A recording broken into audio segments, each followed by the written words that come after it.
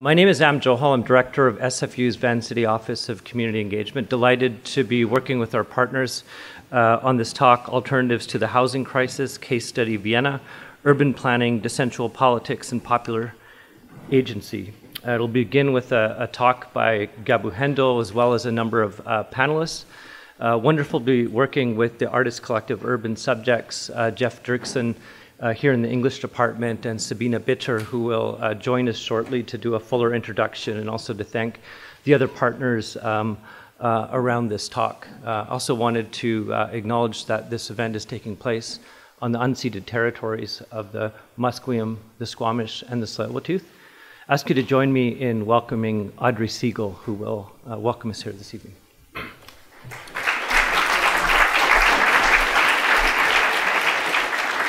Hi, everybody. First, let me start by saying Heitzapka. Heitzapka to you for being here. Each of you, I get reminded of things sometimes that I asked my auntie once in Huntgaminam, our language, what is our word for love? And she said, we don't have one. And she said it just so flat and normal, as if there was nothing odd about that. And I said, what do you mean we don't have a word for love? She said, love is an action, not a word. So when we say we care, what does that mean if we don't act on it? That means coming to events like this. It means acting even beyond that, finding ways that you can make differences, finding ways that you can contribute and support yourself and other people, so that when we come to events like this, we have plans of action that come out of it. Talk is good, dialogue is good, truth and honesty and information is good, but what are we doing with it? So each of you who are here, I thank you for being here. I thank you for bringing your open hearts, your open minds. I thank you for bringing your ideas, your potential solutions to a lot of what we're talking about here today, because a housing crisis is indicative of a lot more going on in a society than just a lack of homes. So touching on all of those issues, connecting those dots, not just for ourselves, but for the people who are often underrepresented, non-represented, and misrepresented. That's a serious job. So I really do sincerely thank each of you for being here. And I say, Mitsep Kutwilam, Atanash Mathwimach Tamoch Tanawel, Ike Guanashqualowens Quincy Kutsnala, Sklemtanok Guanasquich, Tenitzent Humathquiam, Amachai Huikten, Itzlina August, Kthanesit Lath. This is the language that I just said the name of. It is Huntgaminam. It is the downriver dialect that is spoken by my people and several other communities in this area of the lower mainland. It translates into welcome to the unceded lands of the Musqueam people. It gives me feelings of great joy to be here with you. My name is Schlemtenot, also Audrey Segal, and I am from Musqueam. I am the granddaughter of the late Stephen and Selena August. This tells you where I'm from, it tells you who I'm from, and it gives you an idea, if you knew my family, the kind of work that we do, the role we played in our society, the work that we did, and what we did to contribute. And it means a lot to be invited and included. Because it wasn't so long ago that people didn't, and a lot of people still don't know that my people, the Musqueam people, still exist. Yet Vancouver is over top of my ancestors. This is a common, this is not unique to us around the world. You will find this, and it's not related to skin color either. This is how progress and development have looked for a huge part of history. And I'm saying, but we can change that. We can turn it around. And people want to call it socialism or left or whatever they want to call it. And I say, no, it's not. It's humanity. I'm a human being, and I will treat you as a human being. And if you don't treat me as a human being, I'm moving on. That's the way it goes. So on behalf of the ancestors that I represent, we've been here since the first sunrise. Science dates us at 16,000 plus years. Compare that to Canada's 150. I'm just going to let that sit for a second. We know how to manage this land. We know how to build relationships with communities around us. We know how to take care of the land, ourselves, and each other. So we're not asking for an opportunity to lead. We're saying that if we're not given that space, this is going to be more of an exclusive future, not just for us, but for all the people who can't afford to be here anymore. So sincerely, from my heart, and on behalf of all the ancestors, I say thank you for being here. I say willkommen. I say just keep in mind that when we make decisions about issues like this, like there's so many amazing people on this panel. I'm so honored that I was asked to sit and to listen and to respond. That the decisions we make affect more than just us, and I take seriously taking care of those people whose voices are silenced. We are their voice. And soon if we don't start stepping up and making those voices heard, it'll be our voices that are silenced. Because what we allow to happen to someone else happens to us. So I'm happy to be here and I feel the weight and the gravity of this, but I'm really looking forward to finding more reasons to be hopeful, to having more potential options and solutions, and to keep building bridges and connecting those networks of people so that we have a phrase, natsamatst. We are one. When we actually are one, we're unstoppable. So let's just keep working to be unstoppable. Thank you.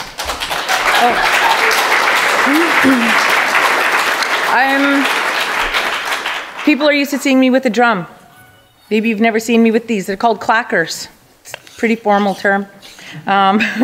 They are very traditional for our women. We had 2 pieces of wood, and this is what the women used. So I'm just going to do one verse of our song, because the work I do represents my ancestors. I do it for my ancestors. I do it through my ancestors, and I will call them in and ask them to guide our hearts and minds so that the work that we do continues to honor them. So clap with me. Stand, sit, whatever you feel comfortable doing. My granny always said, we're not church people, we don't stand. But if you are, you feel free. No judgment. Everyone just do what's comfortable. And then I'm getting off of here. He-oh, he-oh, hey. He-oh, he-oh, hey. He-oh.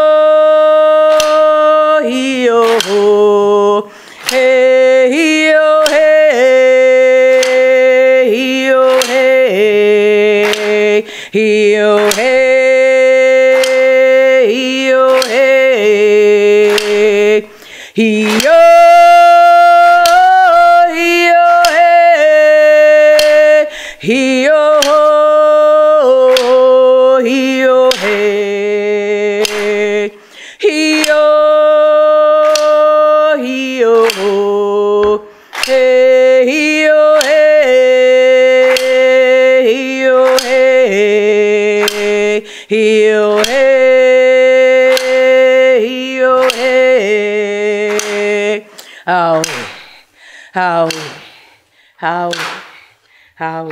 Thank you.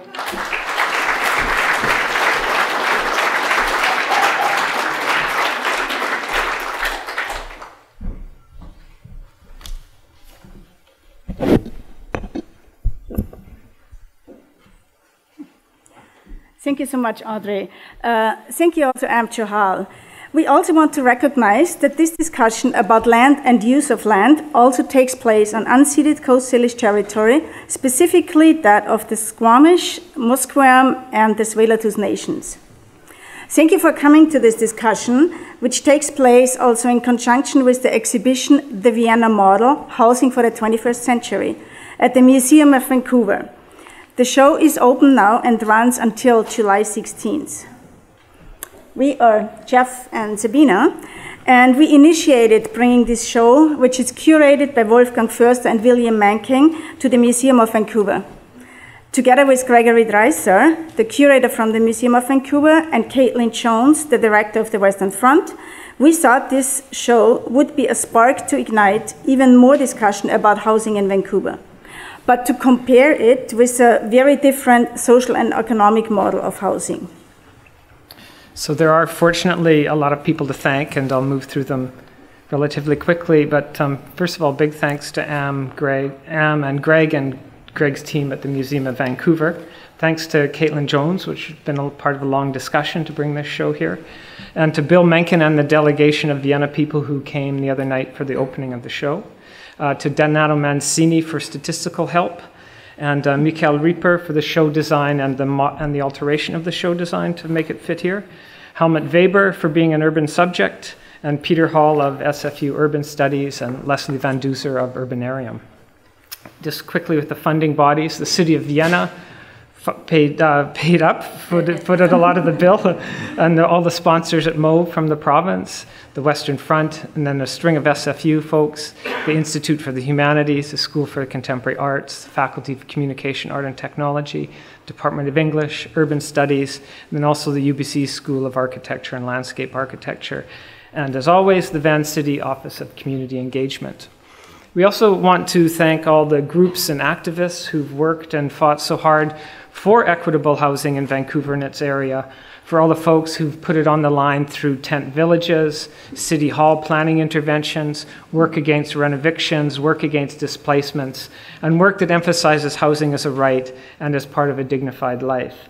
So that also means Indigenous land claims and sovereignty and non-capitalist relationship to the land and a different view of housing and a more welcoming society are all things that we hope underpin this discussion of housing and the Vienna model.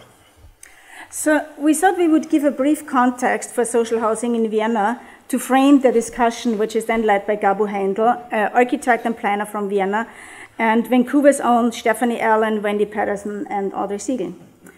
So at the turn of the 20th century, housing conditions in Vienna were amongst the worst in Europe. Following World War I, housing reform came both from the monarchy with the tenant protection law and from the city in response to mass marches of up to 100,000 people who called for housing and building support for the 60,000 displaced settlers who lived in informal structures on the outskirts of the city.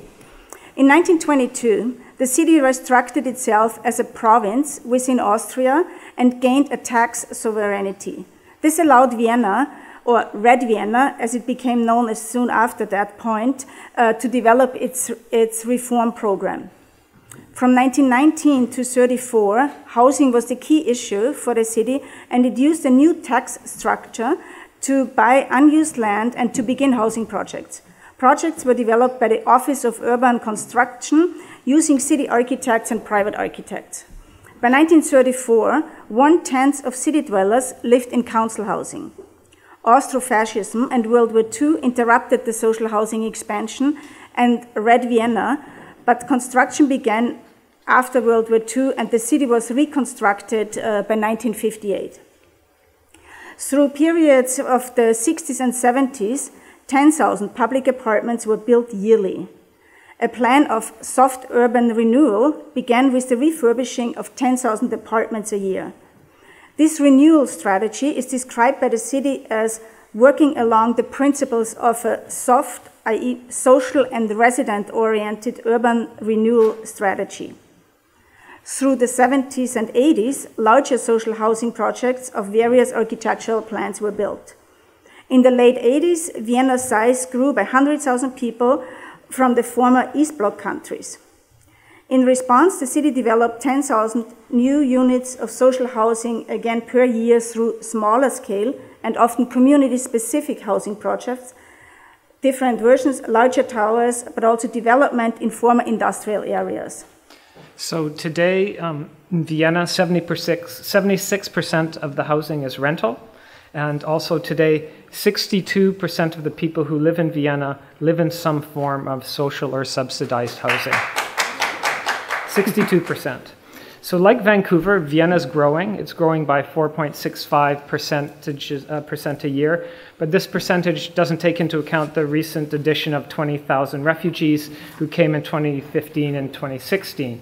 So Vienna took in 20,000 refugees in 1 year, and the refugees are housed in all different parts of the city as well. This is part of the diversity and social mix program of social housing in Vienna. In comparison, Canada took in 25,000 refugees in total. Also in the city of Vienna is the biggest landowner, and it's also the largest landlord in terms of the number of apartments. The rental rates in terms of, just to make some comparisons, is that 60% of the population in Vienna pays a maximum of 7.5 euros per square meter. And with the complex equations to get that into square feet in Canadian dollars, it would mean that a 540 square foot apartment in Vienna would cost 570 Canadian dollars. Now taking applications. There's rates within social housing that are lower than that as well. Today we were asked in an interview that we were doing what Vancouver can learn from Vienna. And I think Gabu in her interview in the Taillis has said very forcefully that the first thing that should happen is that the city should not sell the land that it holds so that it has more control over urban development. So, of course, what Vienna can't provide an answer to Vancouver for is the relationship to the land itself, as Vancouver rests on land dispossessed from Indigenous people. And those initial dispossessions have continued to inflect and structure inequity and a lack of spatial justice.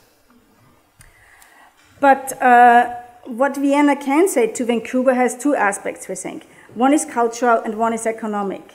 A different cultural and social perspective on housing. That is one that sees it as a social good, a right, and as a key aspect to the livability of a city. So, as Am mentioned, the structure of tonight's event will be Gabu speaking for half an hour, 30 minutes to 40 minutes, giving her argument for Vienna in a sense, but also critique of certain aspects of the Vienna model. And then we'll have responses up to 10 minutes from Wendy, Stephanie, and Audrey. So I'm going to introduce the people really quickly. Gabu Heindl is an architect, urban planner, and theorist from Vienna, Austria. Her practice specializes in public intervention, cultural and social buildings, urban research and planning. Her current research focuses on a post-foundational theory of planning politics with regard to radical democracy in contemporary urbanism. Gabu teaches at the Institute for Architecture at the Academy of Fine Arts in Vienna. And since 2013, she has been the president of ÖKFA, Austrian Society of Architects, and is a lecturer at the Institute for Art and Architecture at the Academy of Fine Arts. She studied both in Vienna and Tokyo and did a postdoctoral work in Princeton as a Fulbright scholar, and she also published quite a few books, I'm not going in detail, and lectures worldwide. Stephanie Allen has developed real estate for almost 15 years with focus on multifamily residential projects in the private and public sector in BC, Alberta, and Arizona. She holds an undergrad degree in business administration, is a certified project management professional, and is currently completing her graduate degree in urban studies at SFU. Her research focuses on affordable housing practices and policy through the lens of equity and diversity, especially as it relates to racialized and marginalized communities. Skansena, Audrey Segal, is an independent activist from the unceded lands of the Musqueam, has been active on grassroots environmental and social justice political frontline movements. Audrey has worked on raising awareness on missing and murdered Indigenous women and downtown Eastside issues, including housing, the fentanyl crisis, displacement, and the connection between extractive industry projects and violations of First Nations land and human rights. Wendy Harrison is a community organizer, author, and researcher who is currently the coordinator of the Downtown Eastside SRO Collaborative Society that works on inhabitability campaigns with tenant organizers to preserve their low-income rentals. She has long been an eloquent advocate for housing justice in Vancouver's Downtown Eastside. So we'll welcome Gabu up to the podium. Thank you very much, because I kind of wanted to read about that I'm honored to be invited here to Vancouver, and oh, I'm so thankful. So somebody new, finally. Okay. Yeah, thank you for the invitation. To of course Sabine and Jeff, and also to all the institutions that made it possible. And also, I would like to be very grateful of the fact that I can speak here and, in fact, really about issues of land, exactly in on the unceded and occupied coast, Salish territory. And I'm trying to say, spell it rightly, of Squamish, Musqueam, and Tswe Latu nations. Thank you very much for that. I'm going to briefly give you an intro about who am I, just so that you get an idea of like that I could be called a normal architect, but I'm trying to also give you an idea of like how architecture, urban planning, and activism could possibly come together, and with that also, like, let's see, starting from this notion, we'll see to what extent the Vienna model that I'm going to explain to you also really could be of any use to you. Certainly Vienna and Vancouver are very, very different to each other, but I believe there's of course quite common issues and battles that are fought, and hopefully we can find a way also in the discussion to see what can be useful to who and to what. So I'm, as an architect, interested in public space. What you see here is an installation that challenges people, the wooden one, to actually use public space without having to consume, without having to actually buy a drink. It's not so easy. People are not used anymore to just sit and bring their own drinks. I was lucky to do some cinema space in Vienna, which is nice work as an architect to ask yourself what is actually public space. I'm happy to have been able to build schools, kindergartens, and I don't want to lead you through that at all, but to fight for a roof garden or a roof terrace on a school makes an architect really happy, because it's about, in public schools, not private schools, but in public schools to make sure, let's say, we should collectively work together that every public school has special amenities just as much as every luxurious condominium. I'm interested in neighborhood development. I'm not getting into that too much, in new instruments of planning in the sense, and I will show you some of this work later on, in terms of we need instruments of planning, and that's now speaking from the planning side, but we will also speak about the activist side, to see, okay, how can we actually find instruments, methods to counter neoliberal development or neoliberal claiming of urban space. And of course, certainly, I guess we are all interested in how could participation, how could the self-making, do-it-yourself actually come together with planning and top-down strategies. And last but not least, as the chair of the Austrian Society for Architecture, I have been working on lecture series, talks, discussions. We're doing, organizing tours, everything for free for people, to really empower people to understand what architecture and urban planning is about. What the language is that people are speaking about, how come that things cost as much or could cost less, maybe a little bit like what we're doing tonight. So if we think of Vancouver and Vienna, then certainly it's, as I already said, difficult to compare these two cities. Especially how would we speak about, or let's say I'm not really able or capable of getting as deep into this matter of dispossession as I'm aware of the fact how much you're discussing that and working on it. How do we speak about speculation, for instance, with urban land in a country where the issue of land is, its dispossession is actually still so eminent? How do we speak about redistribution of wealth? But I think we can speak internationally of a redistribution of wealth from the poor to the rich currently. And I will try to show some opposite tendencies, hopefully. And what we need to talk is a collectivization of losses and privatization of gains. And that is continuous, that is also happening in Vienna. And I think we will find quite some common grounds here between the two cities. Vienna is the #1 livable city in the world, says Mercer, for the, I don't know how many X time. As we know, so is nearly Vancouver. Vancouver is the 5th livable city in the world, or is it the 3rd? Or I'm sure there's a kind of battling. I'm not very keen on such competitions. I'm not too interested in it. But what I am interested in is if a livable city actually means if it's an affordable city.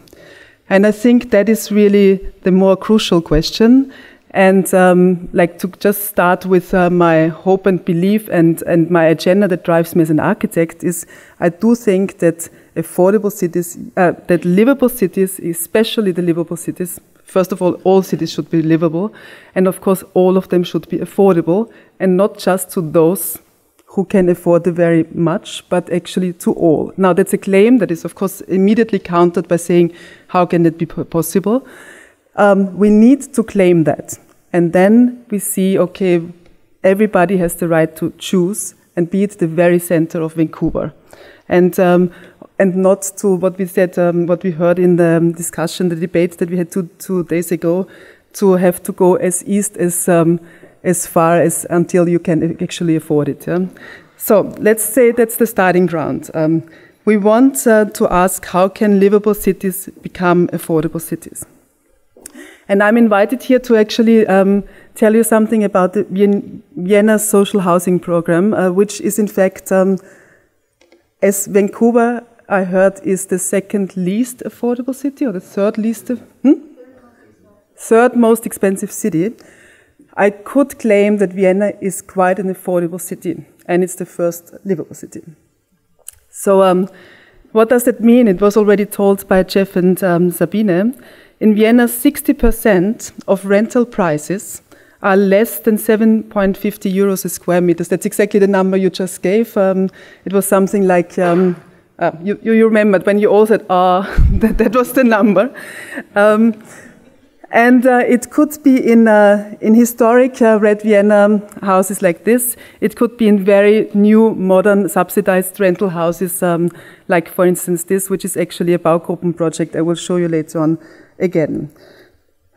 Just to give you this in terms of statistics, because we, to fight neoliberal statistics, we also have to have the good statistics. 60% of all Viennese live in council or subsidized housing.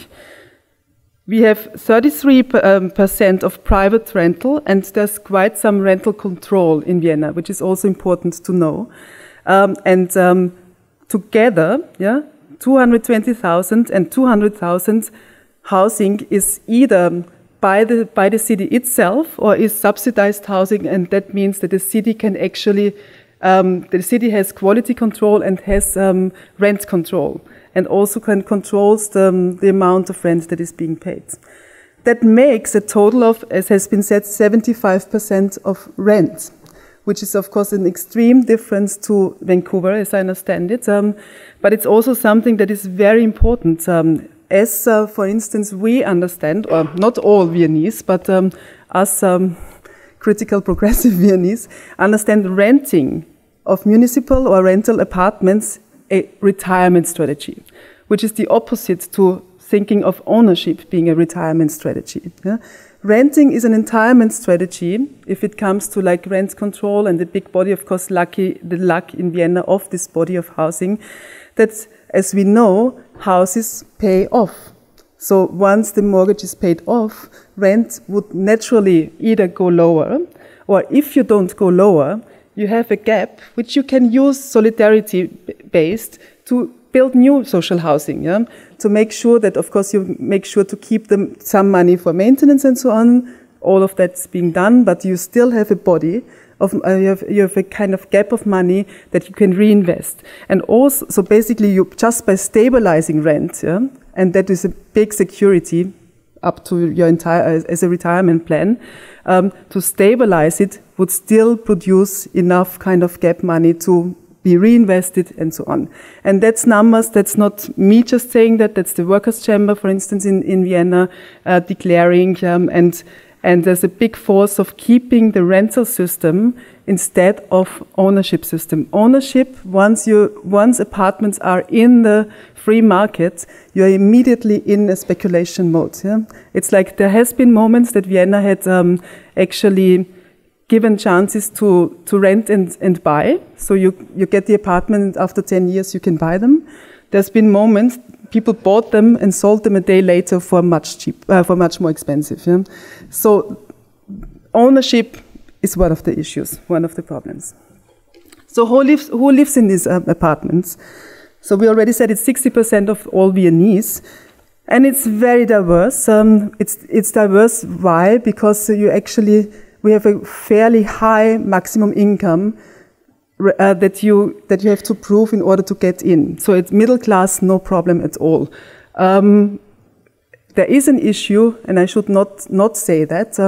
You have to be registered in Vienna for 2 years, and lately, also because of the pressure of the migration, and we have also pressure from right-wing parties, that Vienna kind of responded to that and declared that that people who would be registered for 5 years in Vienna are listed above, like are basically moved forward on the waiting list.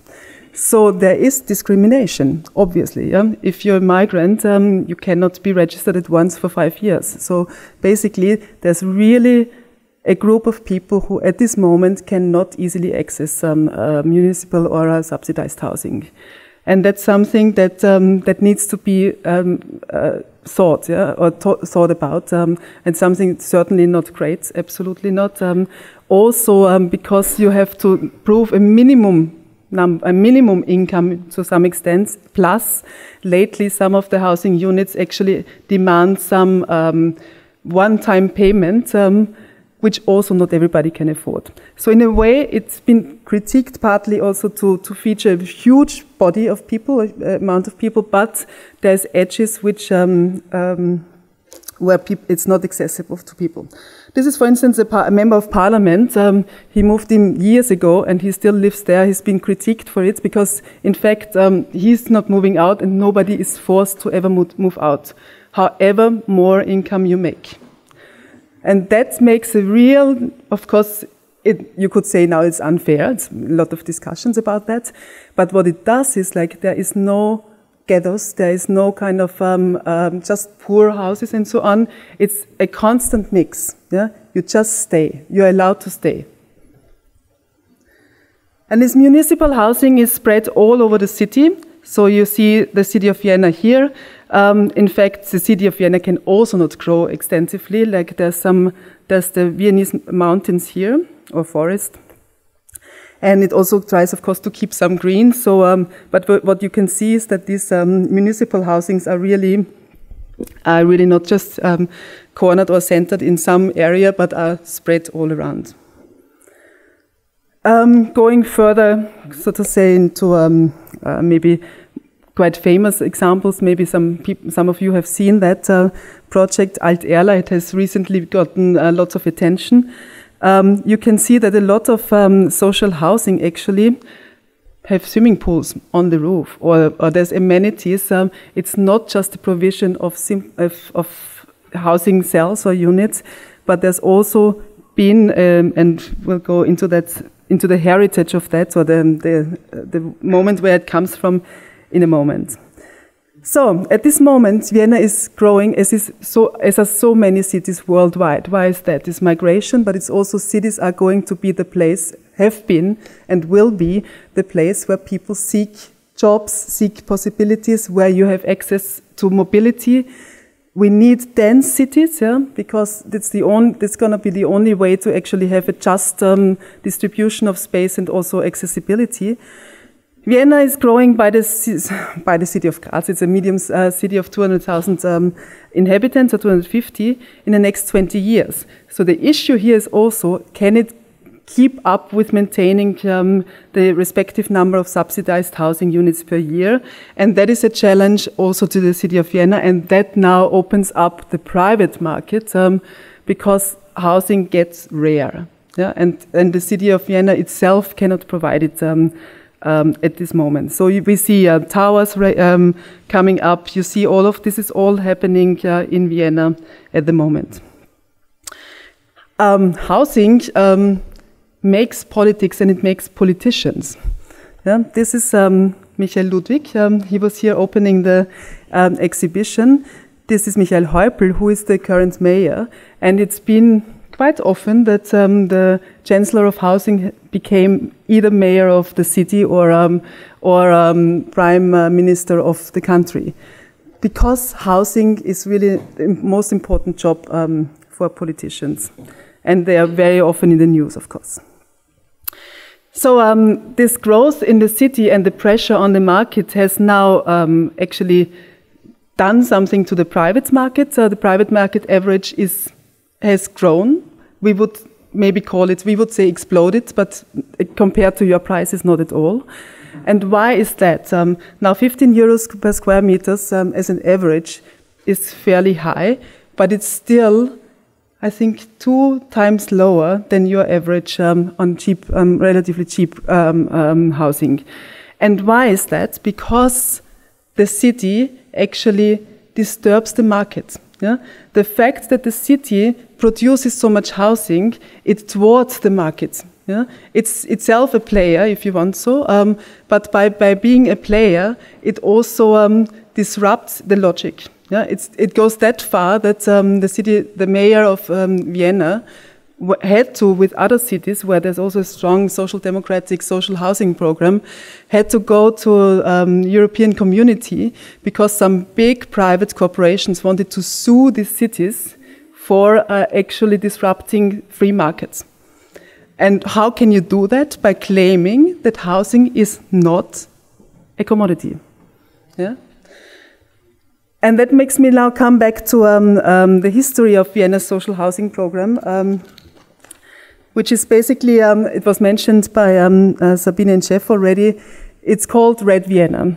Red Vienna, why? It's because social democratic city administration that started with 1918 city of Vienna, also soon became city and state. And I think that's also really important. That's different, I suppose, to Vancouver. And the social democratic city administration, especially of that time, had a clear agenda. It also was forced, yeah, because there's a lot of, there was a real housing crisis then. Loads of people without houses. And they took up the chance to actually redistribute wealth, set up a huge social housing program, and that's important, including city infrastructure. That's a very famous Karl Marx Hof, and it's called after Karl Marx. That's not a coincidence. And it's placed, you can see here in an early phase, it's placed right in the bourgeois center. So there's also what I just showed on the map already. These social housings are spread. There's not areas where you'd only have bourgeois or very rich areas, but and if it's true or not, but people say it's been explicitly set there, yeah, as a kind of workers' castle-like structure. There's questions about that. Very famous architects worked on these houses. That's, for instance, Margarete Schütte-Lihotzky, who invented the Frankfurter kitchen later on in Frankfurt. These houses look very different. This is all like Red Vienna now, 20s, yeah, 20s and 30s. And please watch that. Yeah? Erbaut von der Gemeinde Wien in den Jahren so und so aus den Mitteln der Wohnbausteuer. That's a proud inscription that you find in many houses in Vienna until today. Yeah? Like if you walk through Vienna, you will come across that inscription, and it says it's built by the city of Vienna in these and these years by means of a housing tax. Yeah? And that is this famous luxury tax that has already been mentioned. It was a progressive tax for serious redistribution. I can show you some posters from that time. It's not, we don't have these posters now, yeah? Don't worry. This is a poster that advertises the so-called Breitner Steuer. It says, because, you see, the tax man takes away the champagne, or it taxes you for drinking the champagne, and it says, please, that's why you vote Social Democratic. And here, a powerful Social Democratic red man says, this is what we promised to build, this is what we built already, and this is what we will build. So, certainly, those posters already show that it's not what I'm proposing here, and what has not been done to a large extent is, of course, we're not looking for a kind of powerful man providing us with housing. We need to look into more feminist, more kind of bottom-up ways of collectively building these housings together.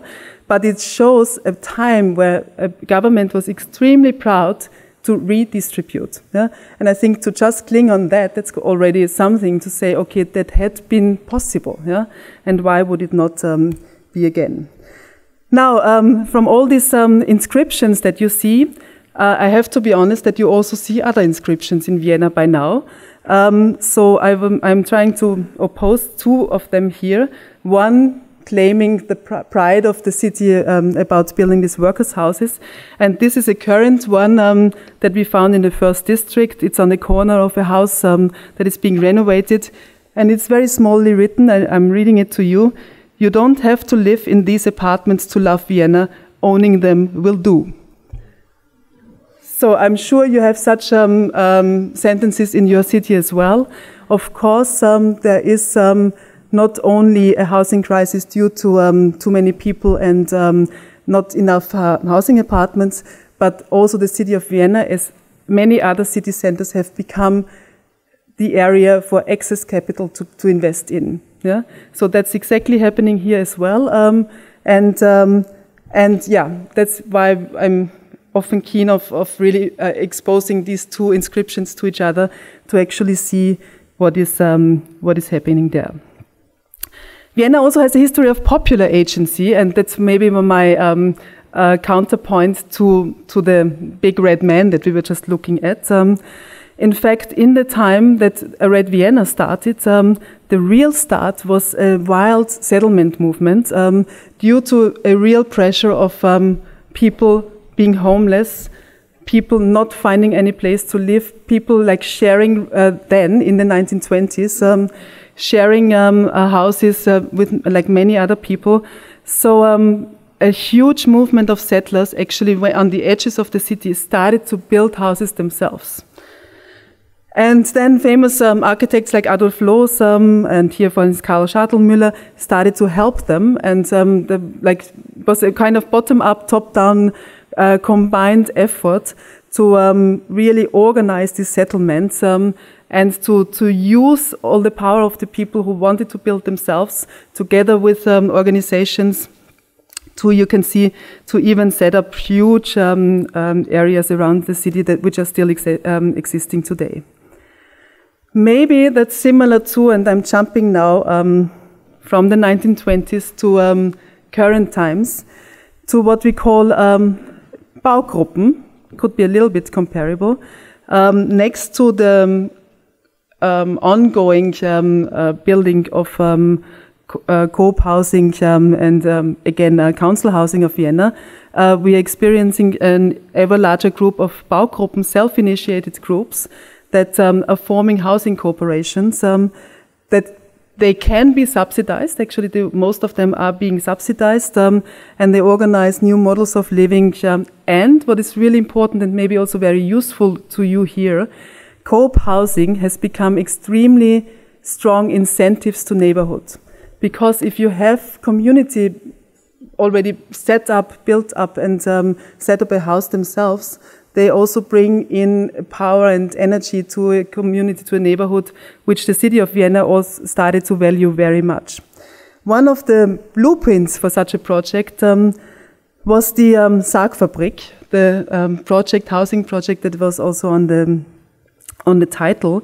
It was in 1996 that a large group, and you can see here, lots of people gathered or were gathered by some initiators to collectively organize, plan, and build that building. And you see, I didn't put that for nothing. The bath, the swimming pool, in this case, the indoor swimming pool plus sauna has been a real issue in terms of saying, okay, social housing does not have is also possible with a swimming pool, to keep it short. So as this blueprint has continued to actually be today's the model for today's many projects. For instance, this one, it's called the Wohnprojekt in Vienna. It's you can imagine it has there's serious organization tools how these new co-ops are actually organizing themselves.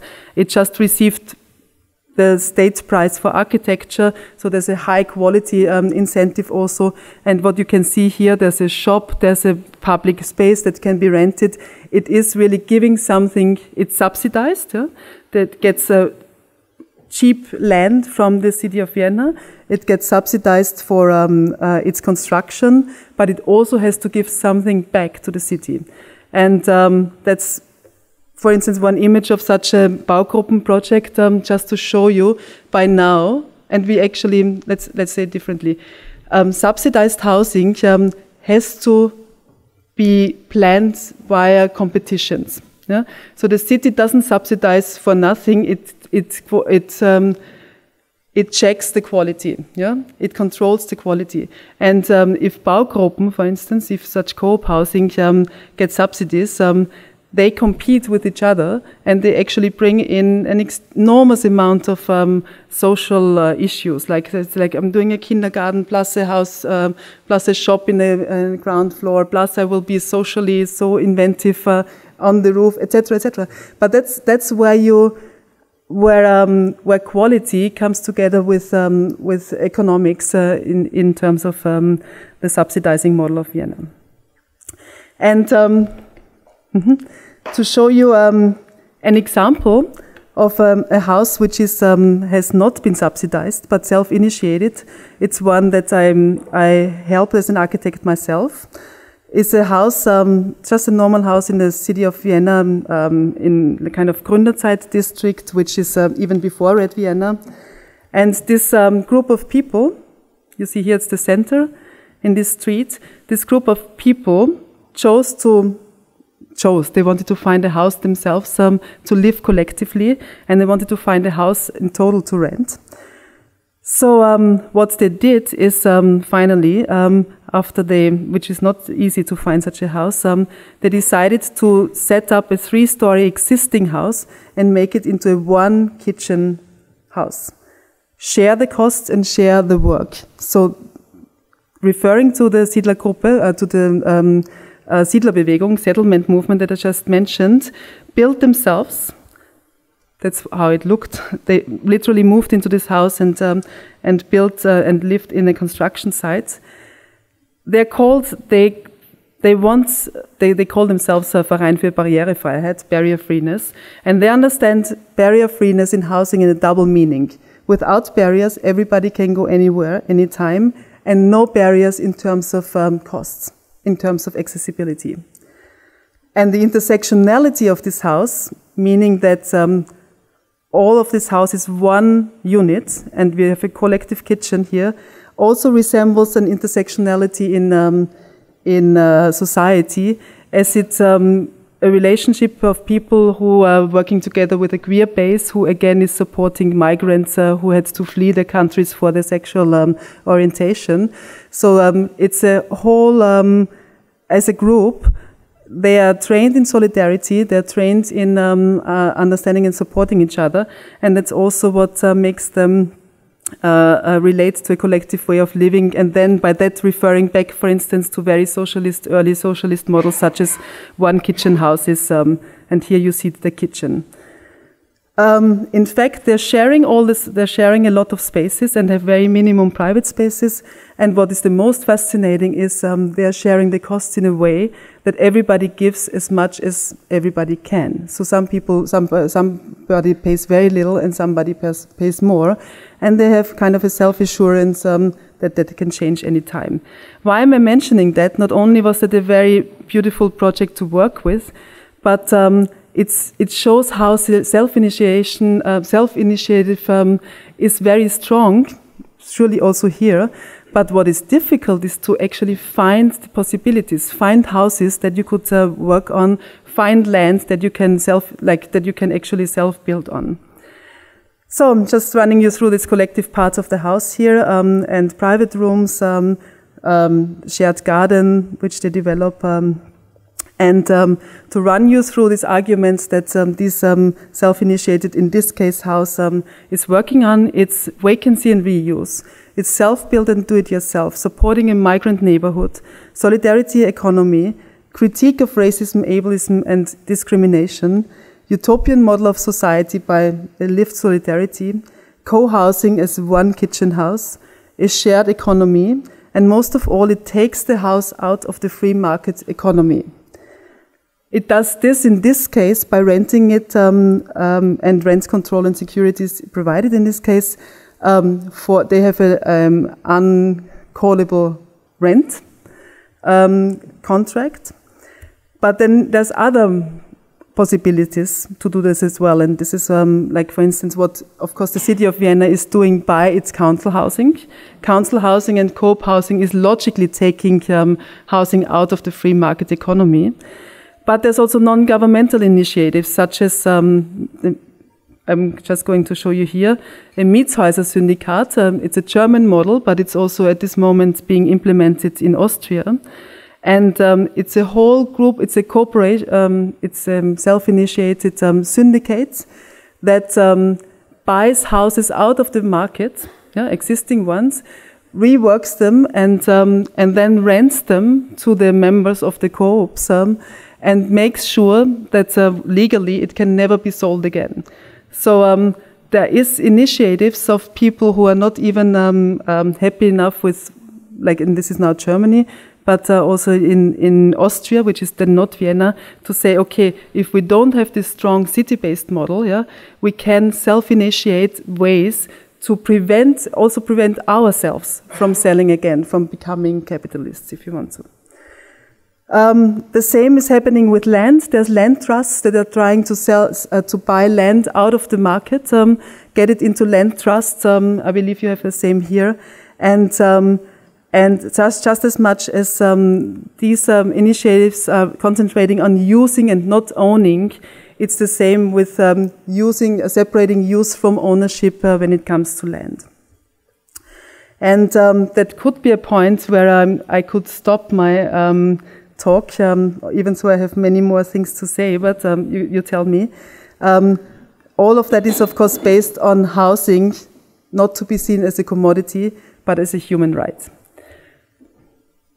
For 5 minutes? Okay, I have some more minutes. So we can choose now to say, because there's one thing we learned in this debate, Oxford debate lately, that if we only speak about housing, then some people will say, but what about all the rest? Like, you cannot just subsidize housing, we need to also subsidize all the other infrastructure, etc. So yes, housing is always more than housing. And just to tell you, Red Vienna was never just about housing, but it was about libraries, it was about workers' clubs, it was about laundries, it was about centers for workers, it was about infrastructure and mobility. And just as much, for instance, Vienna is currently keeping up this heritage. There's a huge development bit outside of the city center. It's called Flugfeld Aspern. And the city of Vienna built the subway. You see the subway here, in just over Greenland. Built the subway first and then the houses. So that is what is so crucial, that we can also just not think about houses only, but we have to, of course, consider all the infrastructure that goes along. Here, just briefly, I wanted to show you some bigger urban scale projects of the city of Vienna. This is along a railroad track. At this moment, of course, land gets rare as well. So it's mostly post-industrial sites, such as huge rail track land and so on, that is being built into housing. And maybe I'm going quickly over that. It's about planning deals. I think we can discuss that later on. And but what I wanted to tell you is that it's an interesting dynamics that basically free land or recreational land, recreational sites have become an incentive for housing. So basically, this is a very nice design by colleagues of mine who wanted to keep a large park, but then having very densified higher towers at the edge. And the negotiations of like how much green space can you actually keep while creating dense housing is an ongoing battle in central cities, or in the center of the cities, and that will be interesting maybe to talk about afterwards how that can relate to each other. And since there's 3 more minutes, I'm just going to run you through one project of another project of mine, which deals exactly with the opposite of housing, which is with public space. And I'm aware of the fact that to speak about public space or public land in Vienna is quite different to speaking about that here, because of there's not such a colonial history in Vienna as, of course, Vancouver is dealing with. Vienna, I showed this image, and this is the Danube Canal in Vienna that runs right into the center of Vienna. Historic place, Otto Wagner, famous architect, regulated. It was a place for flaneuring for a century. Has been the place for workers. Actually, it's nice songs about this place being the holiday place for those who cannot afford to go to the Riviera, who cannot go to the sea. So you're sitting in Vienna next to this little river. And it has become a place of quite high tension. Yeah? Houses close to it, very central, end of planning deals. For instance, you can see that there was some upzoning happening here. And that was before planning deals become legal in Vienna, which is happening now. For instance, this elevator was one of the deals to bring some infrastructure into the center. Why am I saying this? Vienna is facing, as many other cities, an austerity issue because of European Community also forcing the city of Vienna. And it's, of course, the neoliberal policies that are kind of the base of that, to be tight on public spending. Yeah? So the city of Vienna looks into public-private partnerships, and to be aware of that, we are actually we are afraid of the private, while I was told that you are happy if public comes in. We are not happy if private comes in. We are used to the city of Vienna taking care of housing, as you heard, of schools, of public space, of public amenities itself. Okay, this is a lot of nice little beaches. What you can see here, a private space, like public space being privatized, looks like this. Public bench looked like this before we started this project. This is private beaches getting very close to the waterfront. In the winter being closed off once it's privately rented and leased. And what you can see, what I wanted to show you here is once this important central waterfront line is given to gastronomy, to investors, it gets closer and closer to the waterfront. So what we did, and this is now a colleague of mine and me, we won a competition and did official urban guidelines for this place. We decided to do a non-building plan in opposition to a building plan, saying this place actually needs, at this moment, non-building regulations to make sure that that privatization, commodification of this place is stopped. And that is important now. Some time ago, it was important for the city of Vienna to activate this place.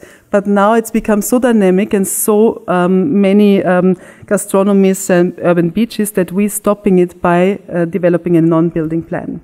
So what we did is, as architects, and that's now maybe this intervention of tools, we co-opted the language of building plans and turned it into a non-building plan, yeah, with the same authoritative mode, yeah.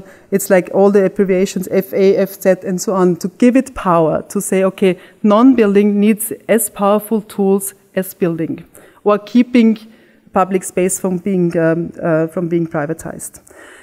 Second tool was a partitur, a notation system. I'm running you through that very fast. I'm coming to the point that our non-building plan actually helped us when an investor wanted to take over this historic stairs that the city of Vienna kind of couldn't find a way of dealing with and would have actually literally given to the investor to build over. We had the non-building plan right on spot. We had it just finished, yeah? And it was really crucial to say, okay, with our plan, and here are the stairs, we could save them from actually being taken over by a private investor. So I'm very happy. I have not built these stairs, but I feel like I have. It's 100 years old, but just to even secure places like that as a planner becomes a challenge. And the last spot I wanted to show you was this last piece that is not yet commercialized. And even though in our plan we clearly declared it a non-to-be-built on recreational zone, yet again what happens, somebody says there's a really good spot, I could really use a restaurant there for 800 people. Politicians see, okay, we could really use a public-private partnership to, and believe it or not, to have toilets open to the public or to, and so on. So like finding public-private partnerships for public amenities. And what you're seeing here is already a initiative, a bottom-up initiative, a protest movement against this investor, against this restaurant, Donaukanale für alle, the Danube Channel for everybody. And what they did is they referred to our plan. Our plan was a pure technocratic plan that could have also landed in the city's shelf. Yeah? But they knew about it and they said, we want this plan to be executed. Yeah, we want it to happen. So it made suddenly the architect be in the news for like fighting for the canal, for the non-commercialization of this piece of land. And people, this movement, sat down and literally kind of fought for this, and this may now seem really ridiculous to the battles you have here, but it's right in the center of the city of Vienna, and it stands for a lot of things. For, believe it or not, the city of Vienna is very strong, but there is also a trial to also crack this city. Yeah?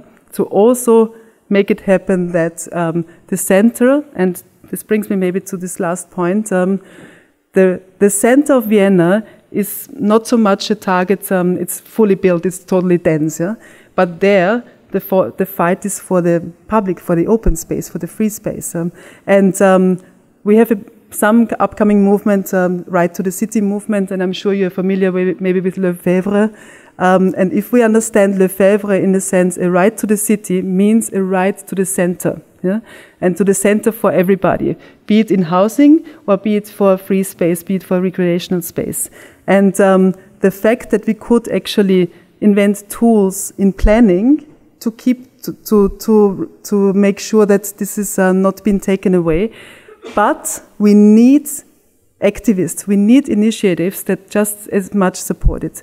And I think that was the nice thing with this project, that a plan itself wouldn't have helped, but the relationship with bottom-up strategies and fights could save also this piece of land from being commercialized. And well, that was my last argument. Thank you very much for listening.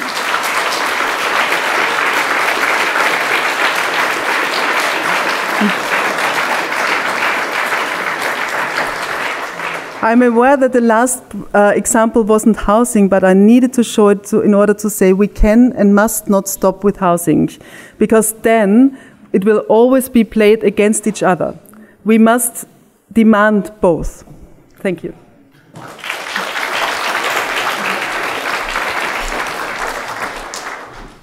Now I'll ask Stephanie, Wendy, and Audrey to the stage as well, please.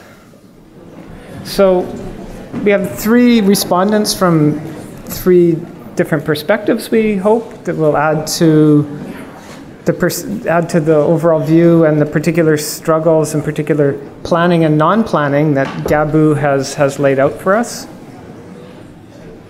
So we've asked them to respond within 10 minutes, and then all three will do that, and then we'll open to some dialogue with the audience. So we'll start with Stephanie.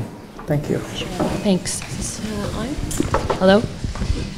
Hi, thank you for the chance to respond to that outstanding presentation. I think what really connected with my heart right away in the presentation is that the theme that housing is more than a home, and that people have the right to be in the center of the city. There's a lot of arguments in Vancouver about who has a right and drive until you can afford it.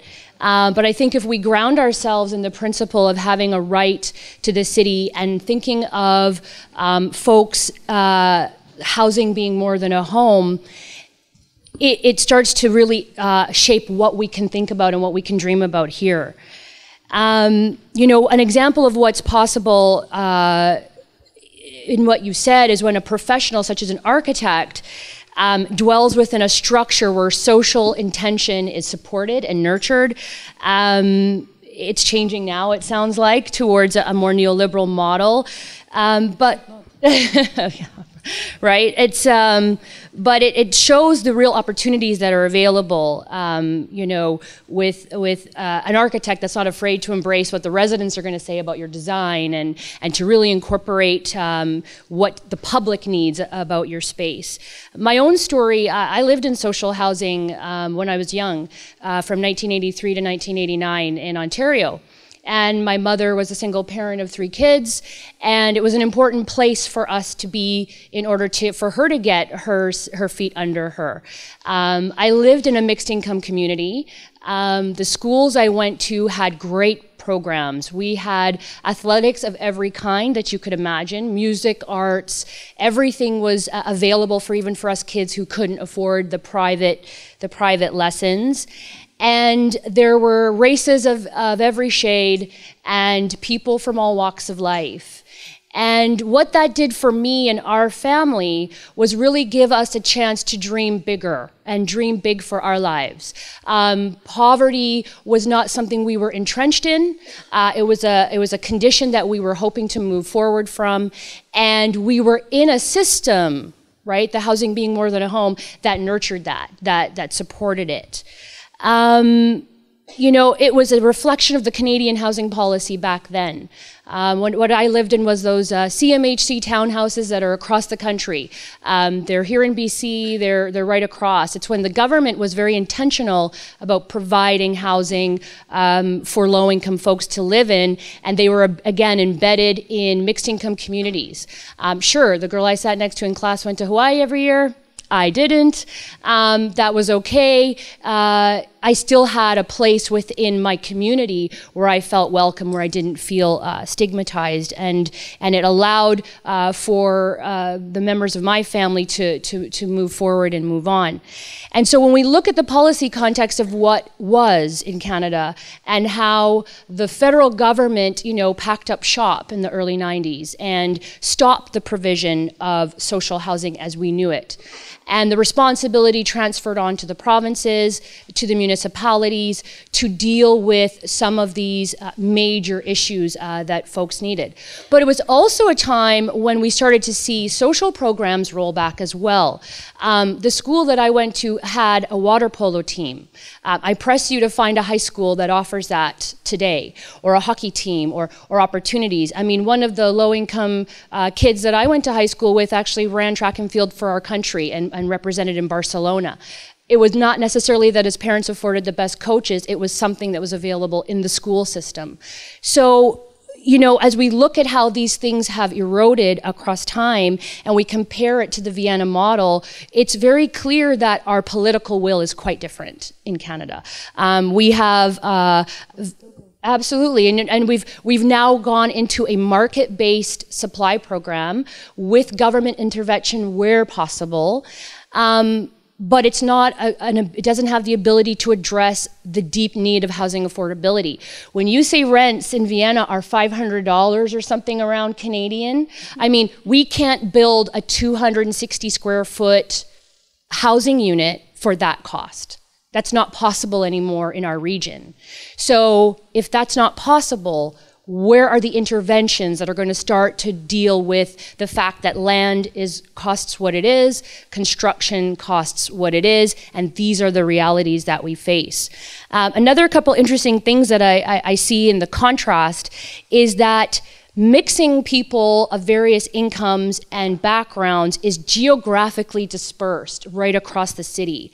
That's not true in Vancouver. We have enclaves of wealth, and we have the destitution and the poverty of the downtown east side. Arguably, we can talk about how folks in the downtown east side can get access to programs and their services are there, but do we really want to promote societies that don't have this kind of dispersal? Do we really want that? Vienna's urban renewal was a success for the folks that live there. In North America, urban renewal decimated communities of African American and Black Canadians. Right here in our own city, urban renewal displaced the Black community that lived there. We put the Georgia and Dunsmuir viaducts right over that community and dispersed people, and really the suffering of marginalization has continued in this city for Black Canadians. So, we can see the difference about what happens when in a city that urban renewal that was positive, but urban renewal for our context, very devastating, and created the housing projects of Detroit and St. Louis and Chicago, where people on those grand scales were isolated from economic opportunity, isolated from good educational environments, and really, and then the policing of these communities, and people fall into despair. So those things didn't work in our context. We also look at the quantities that Vienna is doing. I mean, there's a political will to also deliver these large quantities of housing every year. I think, is it 5,000-ish a year? More. Right. It's supposed to be more. Okay, I mean, we don't even deliver maybe around 2,000 a year in the province of BC that we would call affordable housing by BC Housing's definition, not social, but just affordable, so of a range of types of housing. We probably deliver 2,000 to 3,000 on a good year in the whole province. Again, we don't have that quantity coming online for folks that need it. Planning. I love the bottom-up kind of self-organizing, people going into innovative ideas on what works for their living. Planning is very structured here. Folks can show up at public hearings, they can kind of voice their feelings, but typically the people that are voicing their feelings are not the future occupants of that home. It is the community around it that may feel some pressures about how development is encroaching on their quality of life. So again, imagine if we had future residents participating in that province and speaking to what their lives will be like when we put affordable housing in their communities. And, it strikes me very much that the intersections of class and race in the Vancouver context, in the Canadian context, in the North American context, I think Vienna's catching up. We have deeply embedded issues in our country around class and race that has kept certain people quite disadvantaged. And so when the housing is not all that it is, more that when housing is more than a home and these other prevailing structures exist, people are struggling. And it sounds like Vienna now, with the rise of the right wing in response to refugees and large immigration, it's starting there, but it sounds like it wasn't the entrenched issue that it's been in North America, obviously from Confederation on down. So, these are some of the things that I notice as striking, but perhaps what we can, start pulling from what you're saying, and what it rings very clear for me, is that affordable housing is not a design problem, and it's not a design solution. It's a convergence of social issues, social structures, and really social failures that creates poverty, that keeps people impoverished generation to generation with compounding conditions. So as I look at the Vienna model, I really strikes me about how mixing communities are important, about having a wide range of people all throughout the city occupying houses. It's great that people, when their incomes rise, get to stay, because they get to stay within a community, they're embedded in a community, community. They get to, you know, maintain those social networks. And how important is it for all of us when we have a community that we feel a part of? And then we can also turn around and provide support for the folks that are perhaps newer to our community. Sounds like other problems, though, that at the bottom levels of income, those folks aren't present perhaps in the social housing model. And you know, ideally in the Vancouver context, we can start including more of the folks at the lowest income levels in our housing. Although our inclusionary zoning, you know, it's heavy in the downtown east side, but there's a lot of communities, the rest of Vancouver, where inclusionary zoning is not a requirement. So, you know, let's look at what those policies mean when we don't ensure that affordable housing or low-income housing is built everywhere across the city.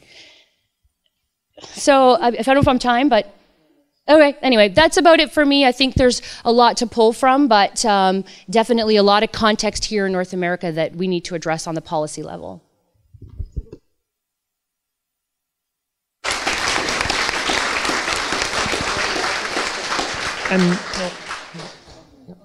And next, Wendy Pedersen. Hi, everybody. I just also want to acknowledge that we're on unceded territory and thank Audrey for her opening, and just also because a lot of you are architects, Gabu's an architect, the size of the two condo towers at the Woodwards project here, one of them is 30 stories, and the trees in this territory used to be 30 stories tall. So I always look at that second tower and think, wow, the trees used to be that tall here not too long ago. So I also want to, I'm presenting today as an activist, a grassroots activist in the downtown east side. I've lived there for 25 years and kind of embedded myself in the community, and I've been trying to mobilize and organize with people for many years around social housing, stopping gentrification, and getting higher welfare incomes. And also, I just want to recognize like the emotional exhaustion that I see in my Indigenous friends and my people of color friends who are constantly feeling that they're confronted with European and Euro-Canadian perspectives on social development. So I just want to put that out there. And also, I'm trying to learn from that, because I think if we don't learn from that, then we can't build the solidarity bonds that we need to break free and build the society that we want. So I also want to express I'm going to use my time as activist. I also want to express my admiration right now for the Chinatown Concern. Have you heard of them? They have a campaign to get 100% social housing at 105 Kiefer in Chinatown instead of the BD condo project there. The social mix project that BD has proposed is a complete disaster for Chinatown. There's only going to be 8 units of social housing there that seniors could afford, but I was just told by Jean, actually, the 8 units might be at Hills, which is a little bit below market rates, so it could be around $800 a month. It might be even higher, like $1,200 by the time the project gets built. So that is not appropriate for our community. And the Chinatown Concern is asking all of us to come to City Hall on Tuesday night and speak against it at 6 o'clock for the public hearing. So far, 100 people are signed up to speak. You should come. It's going to be like better than live theater. Better, because it's real. And if you can join the speakers list, you can just say, I agree with the position of Chinatown Concern, and I don't want condo development in the heart of Chinatown. So I also want to recognize Jean. Are you still here, Jean? Jean. So Jean Swanson for her mentorship. She's a legend in the fight to restore our old-fashioned, tried and true social housing programs of the 70s and 80s, and also for better incomes and to stop gentrification. This woman has inspired a generation of activists. I'm the same age as her daughter, so I'm one generation, but now she's got a whole fleet of 20-year-olds with her who she's mobilizing. Some of them are involved in that Chinatown fight. It's pretty inspiring, so thank you, Jean. And also want to thank Gabu and Vienna for inspiring housing activists in Vancouver. In the last election, Coop, they wrote an amazing 100-page housing platform that was based on Vienna and the Whistler Housing Authority. You should read it. It's at coophousing.pdf. It didn't get a lot of play in the election, but I like it because it challenges the city's mantra that they can't do more for housing because it's a provincial and federal responsibility, and the city can do much more. And I'm hoping that we can use that as a stepping stone to do more, and also just to respond in a couple of ways to Gabu's presentation. I really like the idea of structuring Vancouver as a province. Why don't we do that? We have most of the population, and then we can grab all the taxes. And also, we could have a non-building plan for the downtown east side. I love that idea. And also, the one thing that Gabu mentioned that I've already known and Jean taught us, and that we've been thinking about as we've been struggling for social housing, is if you put a social housing project up, especially a 100% social housing project, it devalues the land. Like the gentrification doesn't come along with it. And that's good, but everybody thinks that's bad. So I wanted to tell you a little bit about the project that I'm doing now. So it's not exactly about fighting for social housing, but I'm working with this group that I founded. It's based on a group in San Francisco called the Central City SRO Collaborative. And the collaborative that we're doing, we're fighting to hang on to the remaining low-income rentals in our community in the downtown east side, which are those crappy single-room occupancy residential hotels. That's all we have left. There's 1,000 people in the downtown east side on the street. We have about 3,000 of these rooms left. And we want them purchased by government and beautifully renovated, like they've done to some. So they've renovated 14. Well, we want the other 60 purchased and renovated. And some of you may saw the cover of the Sun last week, the Vancouver Sun. So we have a big campaign going in one of those hotels that's pretty high profile. And I brought, if you want afterwards, this is my shameless plug. If you want, you can come and buy some posters from me. I have, remember Gabu's posters from Germany? 100 years from now, these posters could be worth some money.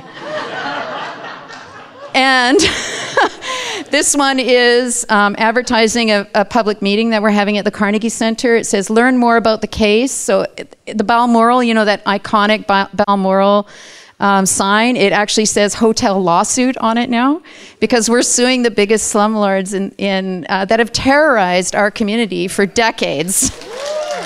So you can come and learn more on Saturday. And if you want to buy a poster or give us a donation, support. So what we've got with this collaborative, we've got a guy living at the Regent Hotel who we pay $200 a month. He gets $610 for welfare, which is shocking how little people have for income. So we pay him $200 a month for being like Rosa Parks. He has stood up to his landlord. He's put his life at risk many times, and we give him the wraparound support to make complaints, to improve habitability, preserve safety, and to stop basically a future renoviction as the city lets the building deteriorate. The lawsuit that he's launched is suing the landlord, but also the city for failing to get their bylaws, for failing to uphold their bylaws, and which I think is a violation of human rights. The city believes they have the discretion not to enforce their bylaws. And they're like, well, when it's snowing, if people slip on the sidewalk, yeah, it's our responsibility, but they can't sue us. Same deal in these places. So that case is going to Supreme Court, and it's actually in appeal court right now. And the decision will be early June, whether or not tenants can sue landlords in Supreme Court instead of just going to the residential tenancy branch. The residential tenancy branch is kind of like, I've been saying, it's kind of like cleaning a toilet, a really dirty toilet at the Regent, because there's no management doing any cleaning with a Q-tip all day long. So it's a very weak tool. So we have a huge problem. I can't even begin to explain it, but so what I wanted to say, I wanted to make a couple of other points. One of them is pretty political. So if any of the groups that any of the funders that I'm trying to get money out of, if you could just plug your ears for a minute. So the housing policy in this city is completely sucks in every way. from the 3 levels of government. If I had a placard with me right now, it would say housing policy, what housing policy, question mark.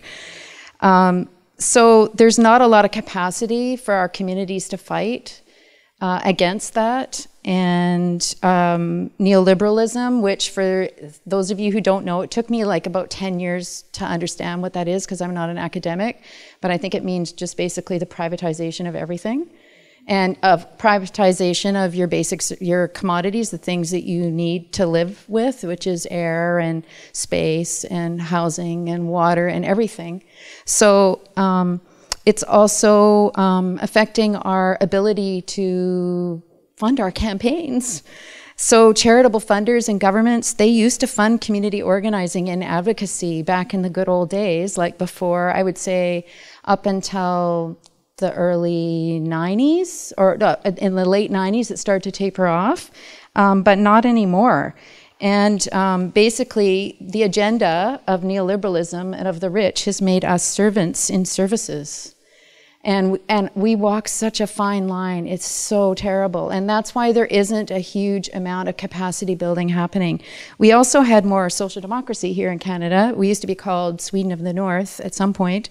But in my opinion, we don't also have, because we had that not too long ago, we don't have a culture of building capacity independently from, like, by creating independent funded movements like they do in the States. So we're starting to look more towards the States, to the Right to the City movement. This week we had a conference call with the head of the Right to the City, Tony, and he invited us to participate, and he wants us to join the pledge. He actually offered funding because we started a tenants union, and he said, why don't you join a call with us and invite your group to join with the 3 top tenant unions in the States on May 25th. And I said, oh, that's wonderful. How many of us can join? And he said, I don't know, 1,000? So they have this thing called a Zoom, and they can actually have thousands of people on these calls. So I'm really interested to see how they're going to do this, and I'm really interested to see about how the social movement organizing around land and housing is happening in the States. I've read some of it and plug into some of their tracks and some of the resources so we can build a movement here. So you have to come buy my posters. That was my other plug, because that'll help us build the movement. So I just want to say a couple other things. Oh, yeah. So the Tailly article about the Vienna, did you read that? That was really good. And it said that our social safety, well, basically, so the way I read it, and Gabu was saying that basically our social safety net is being dismantled and home ownership is filling that gap. That to me is an interesting idea. It didn't occur to me before as a housing nerd that why people are clinging so hard onto home ownership. If our social safety net is being destroyed, then there isn't anything you don't have any money for dentistry or for retirement. That's key. And I think until we make the connection between those two things, I don't think we can find our way into a place where we value and destigmatize living in social housing, which is what we need to do if we're going to build a movement for it here. Also, I've been reading a lot and thinking a lot about the difference between nonprofit land trusts versus government owning the land and managing social housing. So I think the paradigm is quite different in Europe. In North America, I think people don't trust governments. So they want, especially in the States, especially racialized people, and I totally get that, and Indigenous people, I totally get that. Like, but this European model is you got to trust the government and let them do everything. So I think there's something there that we've got to figure out. And because we do deserve to get those tax dollars redistributed to the people. So how does that come and what does that look like? And my last point is the most important, and that's about social mix. I'm hoping that people, I understand the perspective that Stephanie was talking about in terms of Toronto and social housing, and the mix is important, but I don't want people to automatically assume that social mix is good. If you remember this name, her name is Karen Ward. If you look up Karen Ward's social mix on the computer, you could read about her impressions about living in the Woodwards supportive housing here. She calls this place a zone of exclusion. And the poor people at Woodwards don't have a hot tub on their roof, like in Vienna, where everybody has the same swimming pool. They have separate doors here at Woodwards. And I know that wasn't the way it was in Toronto, so we need to get back, and into other social housing projects, we need to get back to that.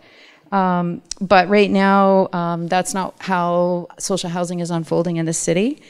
And as many people here would know, status anxiety in social mixed settings is a big source of stress and leads to shorter lifespans of low-income people. And there's a study in Britain, or a group in Britain called the Equality Trust that we look at a lot that talks about that social anxiety and how that leads to shorter lifespans.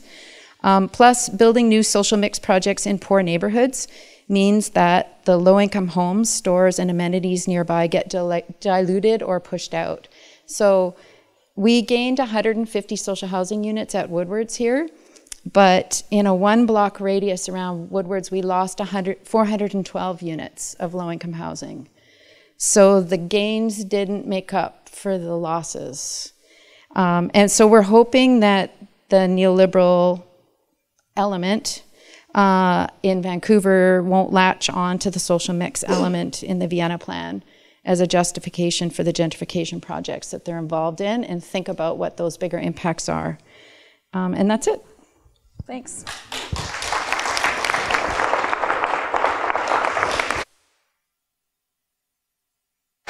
Thanks. And before we open up for questions, we'll have Audrey's response.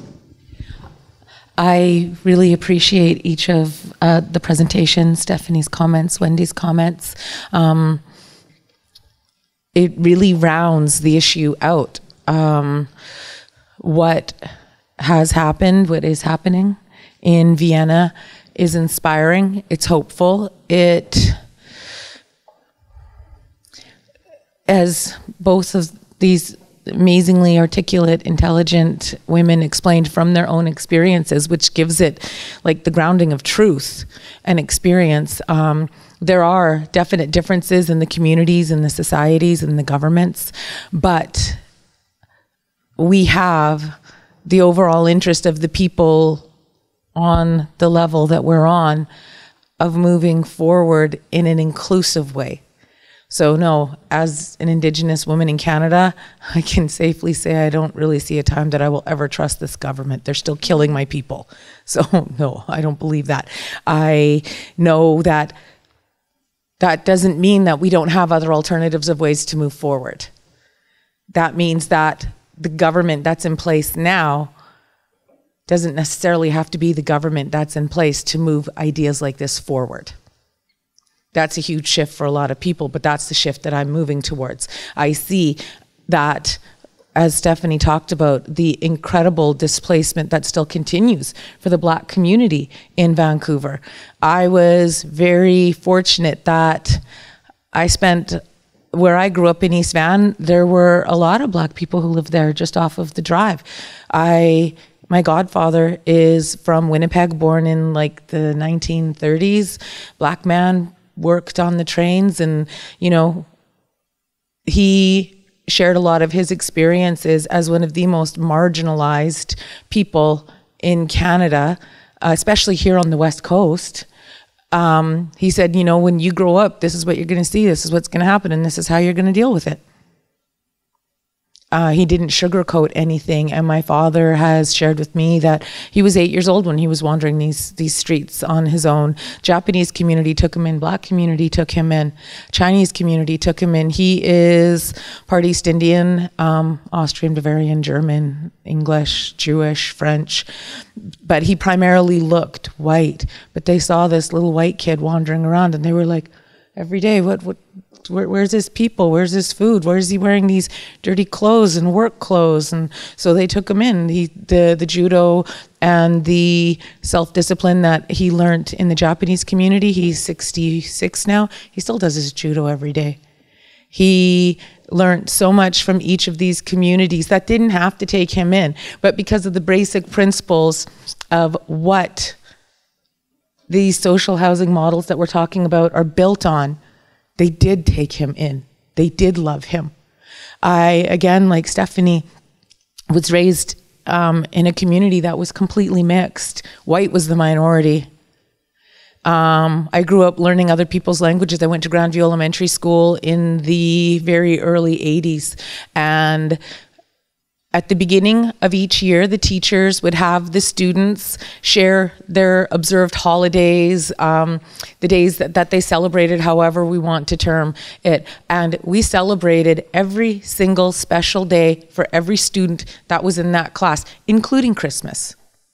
Nobody was bitter about Christmas because everybody had their holidays observed. We learned their holidays and traditions and songs. They brought their instruments. I brought my cat one day. It was this beautiful, inclusive. We learned French, German, Latin starting at grade 3. This was at the school at the time that had the poorest postal, that existed in the poorest postal code in all of Canada.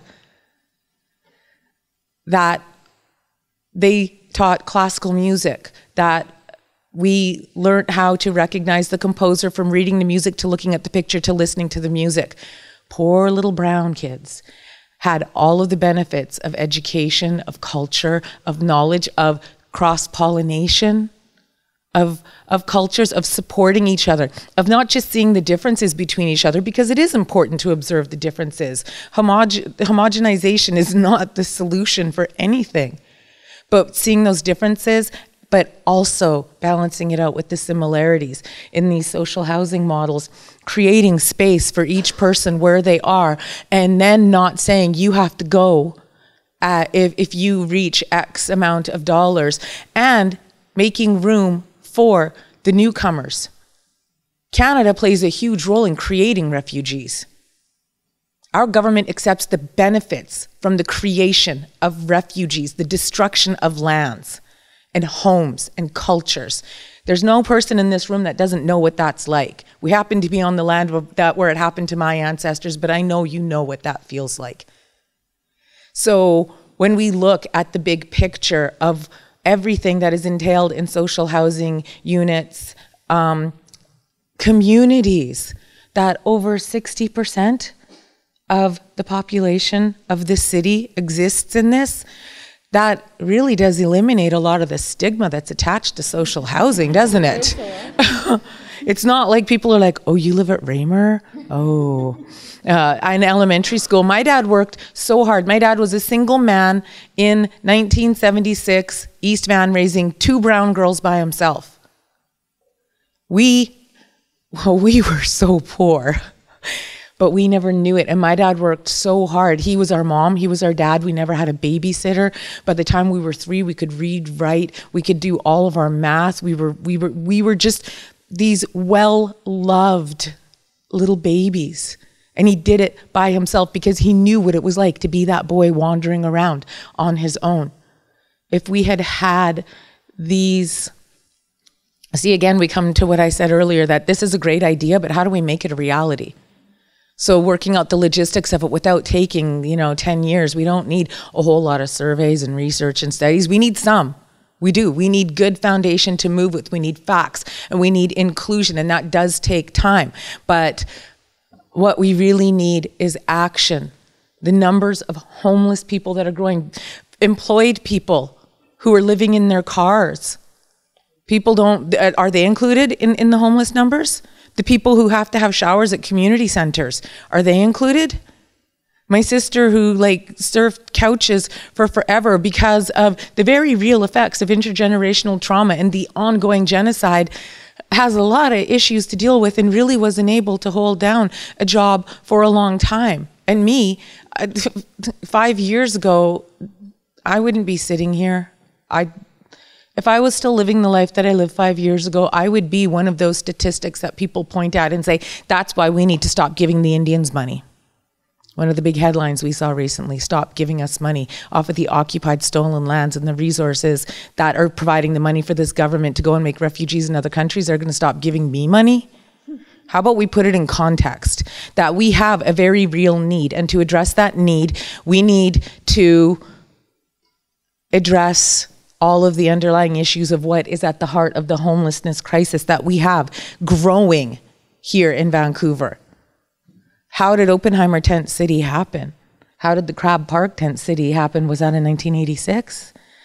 How do we have the new tent city between the Ivanhoe and the American, which I know that lot has been empty for probably 20 years, because back in my drinking days, those were two of the bars that I spent a lot of time in. So when I had to go back there, I'm like, oh, that empty lot, that lot's still empty? I was astonished to hear that the injunction was not enforced, but it terrifies me. What are they planning now? What's coming now? And we can address and eliminate a lot of these issues by simply implementing models that, the same thing that I said earlier, that recognize that each person that we interact with, no matter what level they're at, whether they wear a suit, whether they are sitting on the corner begging for change, which most people are turned off to now, they don't see them as a human being anymore, that's a human being. Part of my job is I go into rooms where people are used to being considered with respect and which they view in a hierarchical way. Respect means, when I respect you, it means I recognize that you have a higher status in the society than I have. That's not what respect means to me. We have a word, CM. A respected one is a person who provides for their community, who shares knowledge, who passes on wisdom, who takes care of others. That's when I respect you. And when I go into these rooms, I do a lot of work with the inquiry. I do a lot of work with the families.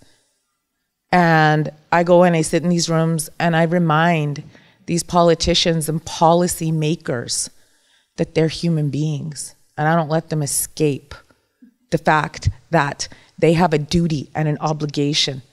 They fooled the majority of the people into thinking that a democracy is actually what we live in. Then why do we need to have forums like this to talk about the necessity of social housing when we have a growing homelessness crisis?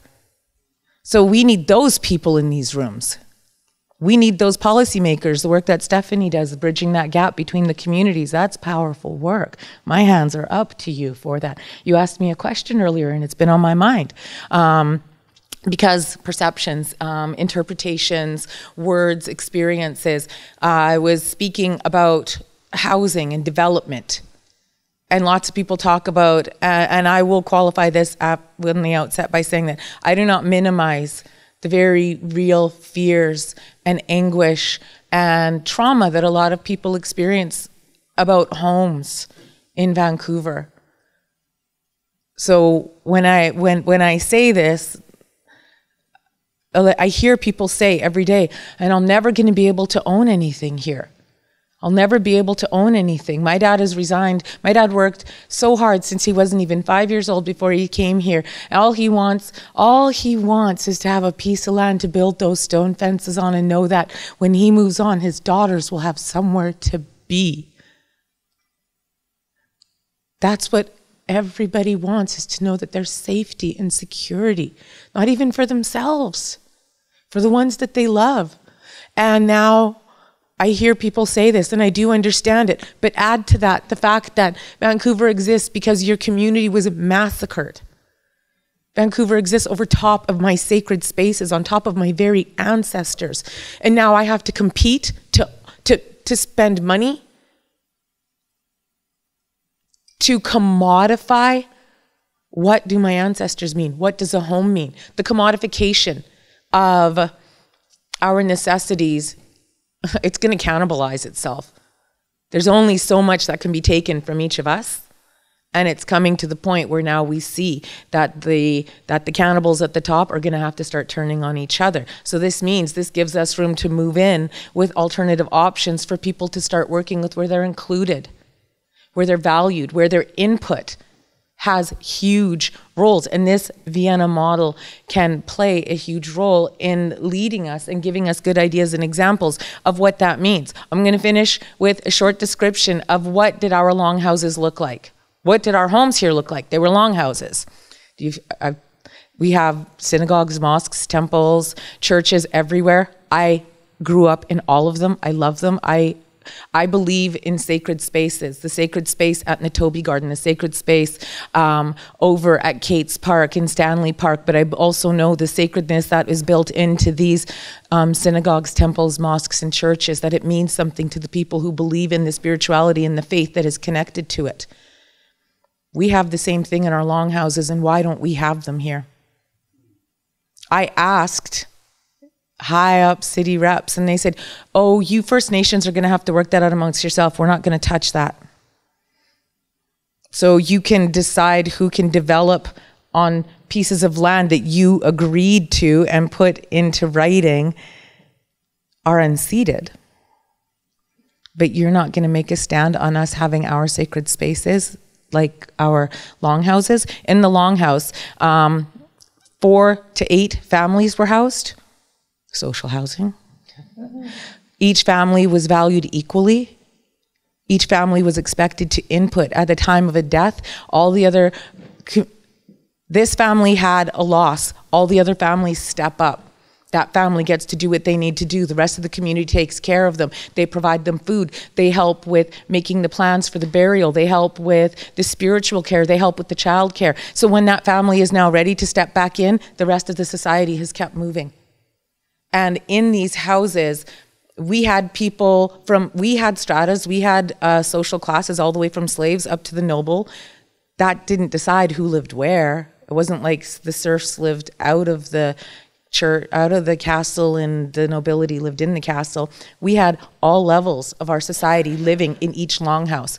And we did this over 40 villages, and we traveled throughout the year to provide for ourselves, to provide for our other communities, and we interacted with other communities. Yes, we had battles, and yes, we had wars. We did not have the abject poverty we have now. We did not have homelessness. We certainly didn't have murdered and missing women.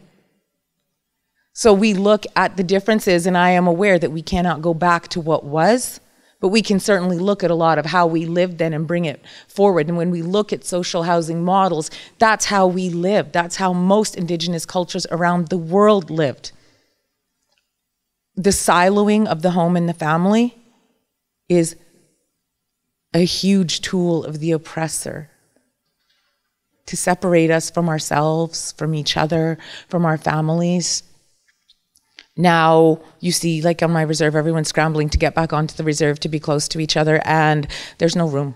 I've been on a housing list for over 20 years. My mom was on a housing list for almost 40 years. So we were forced onto a tiny piece of land, and now that piece of land is too small, and we're told that, well, then you come out, go live in the city. Well, we certainly can't afford to live here. Where are we supposed to go? We're in the same predicament as everybody else is, but I know we have options and tools to lead us all forward. And when we look at examples from around the world, and that each of us brings to the table, that each of you have an idea, a contribution that is necessary. Because in a society that functions in a healthy, balanced way, we're not all going to agree, but we can all certainly have the freedom to say what it is that is in our hearts and on our minds. So I hope that you go out there and you do that. Come and support Chinatown. Come and support the what's happening with Hogan's Alley. The city is working on some stuff with it, but we need to gather our communities and stand in solidarity with each other. Divide and conquer is still conquering. Don't let it win. I stand with you. Come and stand with us. Thank you.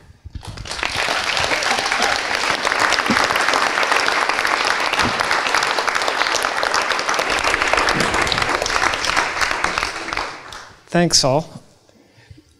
We'll open it to questions from the audience. We can start the discussion. I think there's some microphones on both sides. Am's got a microphone. I would like to start a question from a woman in the audience, since men always go first in these instances. Yeah. Oh, sorry, Jean. Didn't see. Yeah, I just wanted to invite everybody to the rally and celebration tomorrow at 4 at the Tent City. As you probably already know, that a 29-year-old Swede and 3 homeless people beat the city's lawyer on Wednesday and got the judge to decide that to refuse the city's attempt to move the Tent City off of the little lot at 950 Main. So there's about 30 tents there, about 60 people living there, and they need support, and there's going to be a rally, barbecue music and speeches. So if you want to go down, bring some food, bring things that people living outside need, like blankets, tarps, things like that. It should be fun, and it's a way to support the people in the tent city. 4 o'clock tomorrow, 1005 Station Street.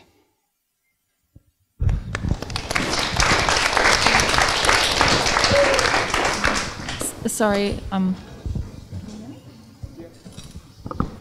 Put up your hand, please. If you're... Hi. Yeah, I just want to say, is it a coincidence that everyone on the panel is a woman? And a bit of girl power going on here. I was just very inspiring and brilliant, and nice to see a group of women kicking butt. Oh, hi.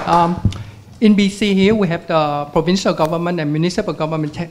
They have been taking substantial amount of money from developer, either through covert or overt means. So my question is, in Vienna, I'm wondering, in Vienna, do you have a process or mechanism or legislation that prevent the municipal government from taking money from developer and represent the interests of developer rather than the citizen? Mm-hmm.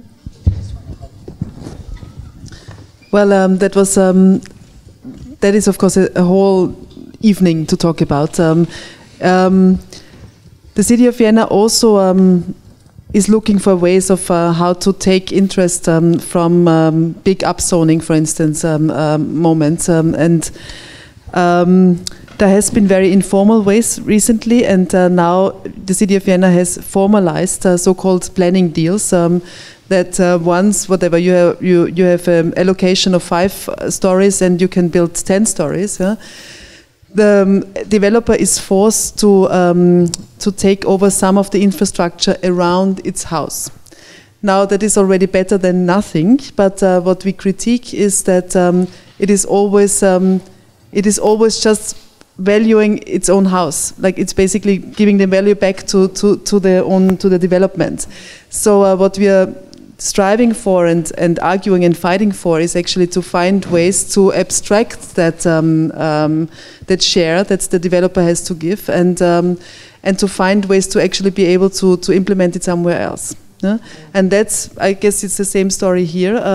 The very difficult part is that once you calculate money for this amount of floors, for instance, you start to actually get in a circle that you can buy zoning. And that's something that you're not. That zoning is a how we call it. It's meant to be public and it's not meant to be bought. Yeah. So and I'm sure that you see the same issues. Like once you get into this financial system, then basically anybody who has money can just buy any zoning rights. Yeah? And then you get off from real proactive city planning into a pure selling and buying and a market where you basically only negotiate. So it's very difficult at this moment that so much money is being invested in the centers and in the dense areas. How to make sure that the investment in the infrastructure needed is also shared. Yeah? But there's very good examples. For instance, in Switzerland, they're taking 75% of this extra value that is being made, and they dedicate it to public space only. Yeah? So it's a clear dedication of this money into something. So if you go to, for instance, into Switzerland, Zurich or Basel, the public space is so over-designed, they don't know where to put the money anymore, literally. So they decided now to also dedicate it to schools and so on. But as always, as we cannot literally or one-to-one compare Vienna to Vancouver, we cannot even compare Basel to Vienna, because there is a very bottom-up direct democracy model in Switzerland, which, for instance, the representative democracy of Vienna is working completely different. So in fact, I guess why I'm always coming back to the luxury tax of the Red Vienna model is because at the end of the day, the question is how can you how can you tax something more than you would need for your life? Yeah, if you have more than one apartment, or if you then you're supposed to pay special, or like a lot of tax. I would say. Well, the question is use. If you what you need to for your life, of course, you should have. But every extra thing is a matter of negotiation. Yeah? And I hope that helps. What I wanted to say is to the homeless story, and I know it's not so easy to always come back to something 100 years ago, but the beginning of Red Vienna was extreme homelessness, yeah? And I'm not so much aware how big it is here. But believe it or not, between 1919 and 1925, the Social Democrats had a political intervention called Wohnungsanforderung, and they assigned homeless into every empty apartment and even into every unoccupied room in apartments with more than 3 rooms. So imagine, I mean, this is a serious intervention in the private realm, and then also, of course, in the private realm of the bourgeoisie then. But, I mean, that is a political move. That is extreme, of course, yeah? But what I'm saying is homelessness, the right to housing, it is political, yeah. And what at the end of the day, you're completely right. It's working on the policies. It's working on the politicians and understanding yourself as part of that process. Yeah? Thank you, Gabu. We have. Hi, I had a question. Here, I'll move up. I'm sorry if I cry, but Wendy, you were exactly right when you talked about emotional exhaustion on this issue. Thank you for mentioning Chinatown at 105 Kiefer. So the seniors of Chinatown Concern have not only asked for 100% affordable housing, their social housing, but the city is also considering a mass rezoning of Chinatown. And so the city said, well, we think maybe in some places in Chinatown, if the developer builds high enough, we can ask for 20% social housing. And then the seniors said, well, we want 50%, a 1-for-1 match. And they got 1,500 comments submitted to the city staff. But the city staff have just come back and they've told us that the recommendation is going to be 0%. It's going to be 0% because some people wanted narrower buildings, so they think there isn't enough density there to ask the developers to chip in some social housing. And so my question for you is, this feels like a trap. These planning deals, they feel like a trap. And how do we fight our way out of it?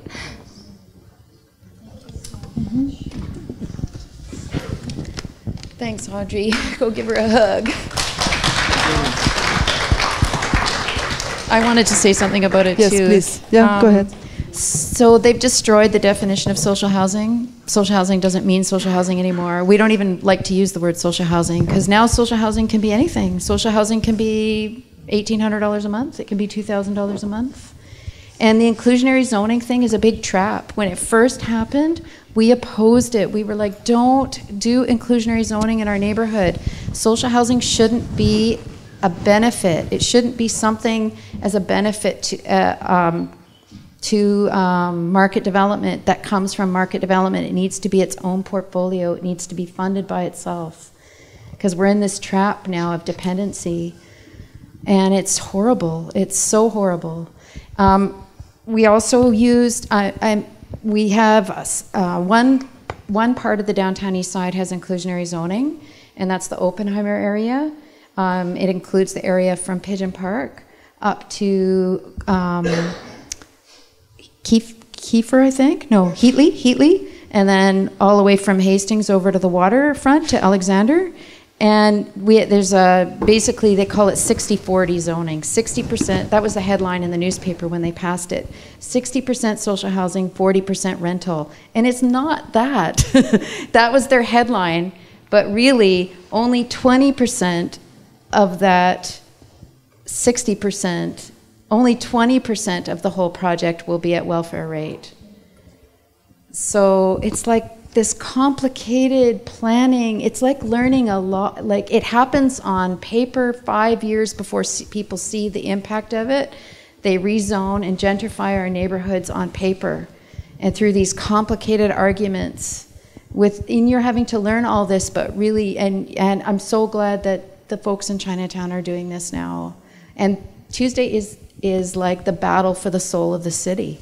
And people need to come on Tuesday night and see this public hearing, because you'll be there. Audrey's going to be there. All of us need to be there, and we need to stop this. Jean, we were asking Jean to run for city council. And if she runs, I'm like, Jean, what can the city do? Jean's like, no more rezonings, like no more, until the developers go to the province and the federal government and get us a social housing program again. There should be no more condo development in the city of Vancouver. Very good. I mean, I couldn't agree more. I think that dependency on developers is really the biggest problem that public governments should not get dependent on developers' goodwill. And that's something that is also, and that's why we are so critical, I'm also so critical, complaining on a very high level in Vienna, but the moment we see that starting, we complain and we fight against it, and it's also starting there. Yeah, like basically we need. It just happened, a big project. We need to secure an ice skating ring, and that's why we upzone. Yeah, we don't have money for that. That's why we do that. What I'm calling for is really alliances, which we are doing greatly, but also if there's any architects or planners in the room. That was my argument. The forces need to be stronger and larger. Yeah? Like we had the first strike of architects recently when the city of Vienna declared, you have to imagine, it's a scandal to us. It said, we don't have the money anymore to build our schools, the next 10 big schools ourselves, so we will do them in public-private partnerships. That means, as you know that all, right? We get private partners in, they control the quality, and the city of Vienna would rent from the private owner. Can you imagine, in such a proud city? And that was the moment when, and then they made competitions, and the trapping is that you make very good processes, you make very transparent, open and so on, and architects did not join. They did not even not join, but they sent in posters saying, we will not do your PPP school. We will not design that. Yeah? And I think it's maybe a bit similar to why I wanted to show this non-building plan. It's difficult, and it's also not something that the city asked for. Yeah, they thought we would do some nice guidelines of, it's really interesting because they asked for guidelines for the Danube channel, and they thought architects would respond with saying, okay, if so many developers want to build nice restaurants there, we're going to say they should all be in wood and in white color. Yeah?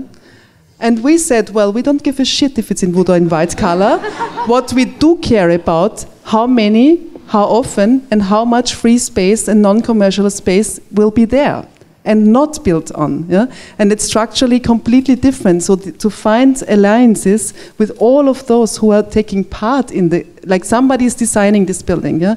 Somebody is negotiating, somebody is badly negotiating, because I don't believe that the public is purposefully reducing it to zero. It's just not as strong as the developers person who is negotiating. So if it's a negotiating dealing, which is already very bad, yeah? Because the public, those who have the public mandates, will never be as strong as the person who is willing to invest a lot of money. This person will have the best lawyers, the best economists, and so on in his back. And there you are, at least also in Vienna. There's pressure to reduce government, to reduce bureaucracy, to have less people working there. How can you have less people work while you do more negotiations? It's impossible. Yeah? You are not strong anymore, and that's why we have to reverse that cycle, but find everybody we are looking for economists who help us find other models of financing. Yeah? This, for instance, the Miethäuser Syndikat, they're really strong in finding ways. You find young people who say, oh, setting up, collecting millions of euros to build something. They're not afraid of that. They realized finding money, everybody can do that. You know, it's the question of like how you organize yourself. And because you mentioned it's impossible to, or so many people mentioned it's impossible to find new ways of building cheaper. What I forgot to say with this one project that I showed in a bit, like the Grundsteingasse, this housing, the most important thing I didn't say is like this group of people didn't have any money. Yeah? So to find ways, even though you don't have any money, to build it and to do it yourself, that's very difficult, and it's even, for sure, like not comparable, the situation. But what I found so brave is like there's a group who wants it and who does it and who starts to become a role model for others, how to actually, still do it. And that's the call for action that you said so clearly, It's really action, and the non-building plan was action to say, if we don't save this land now, if we don't keep it now from being built, stop zoning, then we cannot discuss anymore, do we want to use it like this or like that.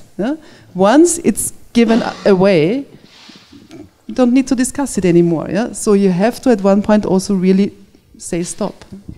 You know, I'd add this, while I talk about the costs of construction and, right now in Vancouver, to purchase land to build on, it's about $600 a buildable foot. And then you layer that with about $225 for wood frame, let's say, and now you're around the 800-ish change mark on just your land and your construction. So we have to dismantle, I'm going to say this in this room because I think I'm in safe company, the worship of profit in the supply chain. And I don't just mean we have a great nonprofit industry of folks trying to provide affordable housing, but it stops with those societies. We don't have nonprofit engineers. We don't have nonprofit architects. The Architectural Institute of BC sets rates. So an architect can't just say, you know what, I'm going to pay myself a nice salary, but I'm not going to take a profit. It's against their rules, it's against the, we have to, right? And I think that it's where can we intervene in this supply chain? Can we get nonprofit framers? Can we get nonprofit excavators? Can we get nonprofit, can we start disrupting this entire chain that in this context, you said it's way cheaper to build in Vienna, we're out of control on cost. So even with free land, we can't make housing that's affordable anymore. And what's unfortunate is that, the whole structure from all levels of government are looking at the profit margin, and they're making their decisions based on those profit margins that we just also willingly accept. That's just the way it is. But what if it's not the way it is? What if we can dismantle that? Because then you can start adding units of affordable housing that actually mean something, that it's affordable. So how, this is where we got to start picking apart the fine points of policy and really say to the AIBC, forgive me, any of you architects in here, hey guys, we need you to let a group of young architects say we're going to be nonprofit architects, that's what we want. We'll make a decent salary, but we're not going to charge these rates. Imagine what that does now when a nonprofit developer comes along and everybody they're hiring is making a living wage, but they're not making, the profit margins that are overwhelming anything. That's just one area, but now, you know what I mean? You start to dig into things that can actually create affordability where we're missed. And I respect what you're saying about, Chinese seniors. I work with some projects in the downtown east side, and I'm hearing the stories of anguish. I hear about people that are in places where their rents are so low because they're not even able to collect social assistance. They can't even qualify for that because of their immigration status, and the preciousness of being able to have these centers where they're close to their amenities, they're close to their shops, they're close to their food. But I do want to emphasize, while that is very important, and we have to, again, go into the layers for protecting senior citizens who are of Chinese origin, for Black folks, 100% social housing was a disaster. It ruined a generation in North America. It's not going to work for families all the way up to seniors, because what happens when there was 100% social housing for Black folks is that the communities were over-policed, the economic opportunity dried up, the educational opportunities were gone.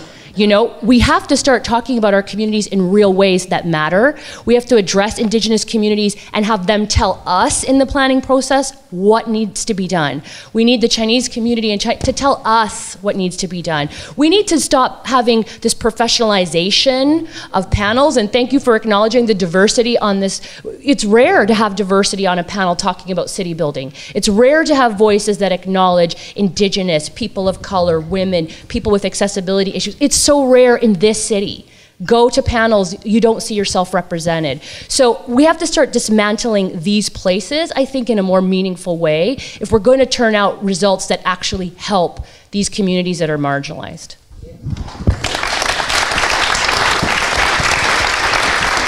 So, hi guys. I'll just say we Gabu. have two questions queued up, so we'll ask you to do them consecutively. So you and then the apparently I have front. Yeah. Yes, yeah. But we'll do without two questions and then a response. Okay. Okay, sure. Okay, so go ahead. Thanks for your talk, Gabu. So one of the big differences between Vancouver and Vienna seems to be that Vancouver, has a very large quantity of single-family homes, right? With a front yard, a backyard, a garage, all that stuff, right? Now, I just wanted to maybe if you could talk openly about how much this quantity of single-family homes and a relatively undense city in many parts of the city, how much of this is standing in the way of achieving the kind of affordability that you guys have in Vienna? So we'll take a question. Thank you. Hi there. So I guess somewhat related. I wanted to go back a little bit to your discussion on Vienna and sort of its transformation to a city-state.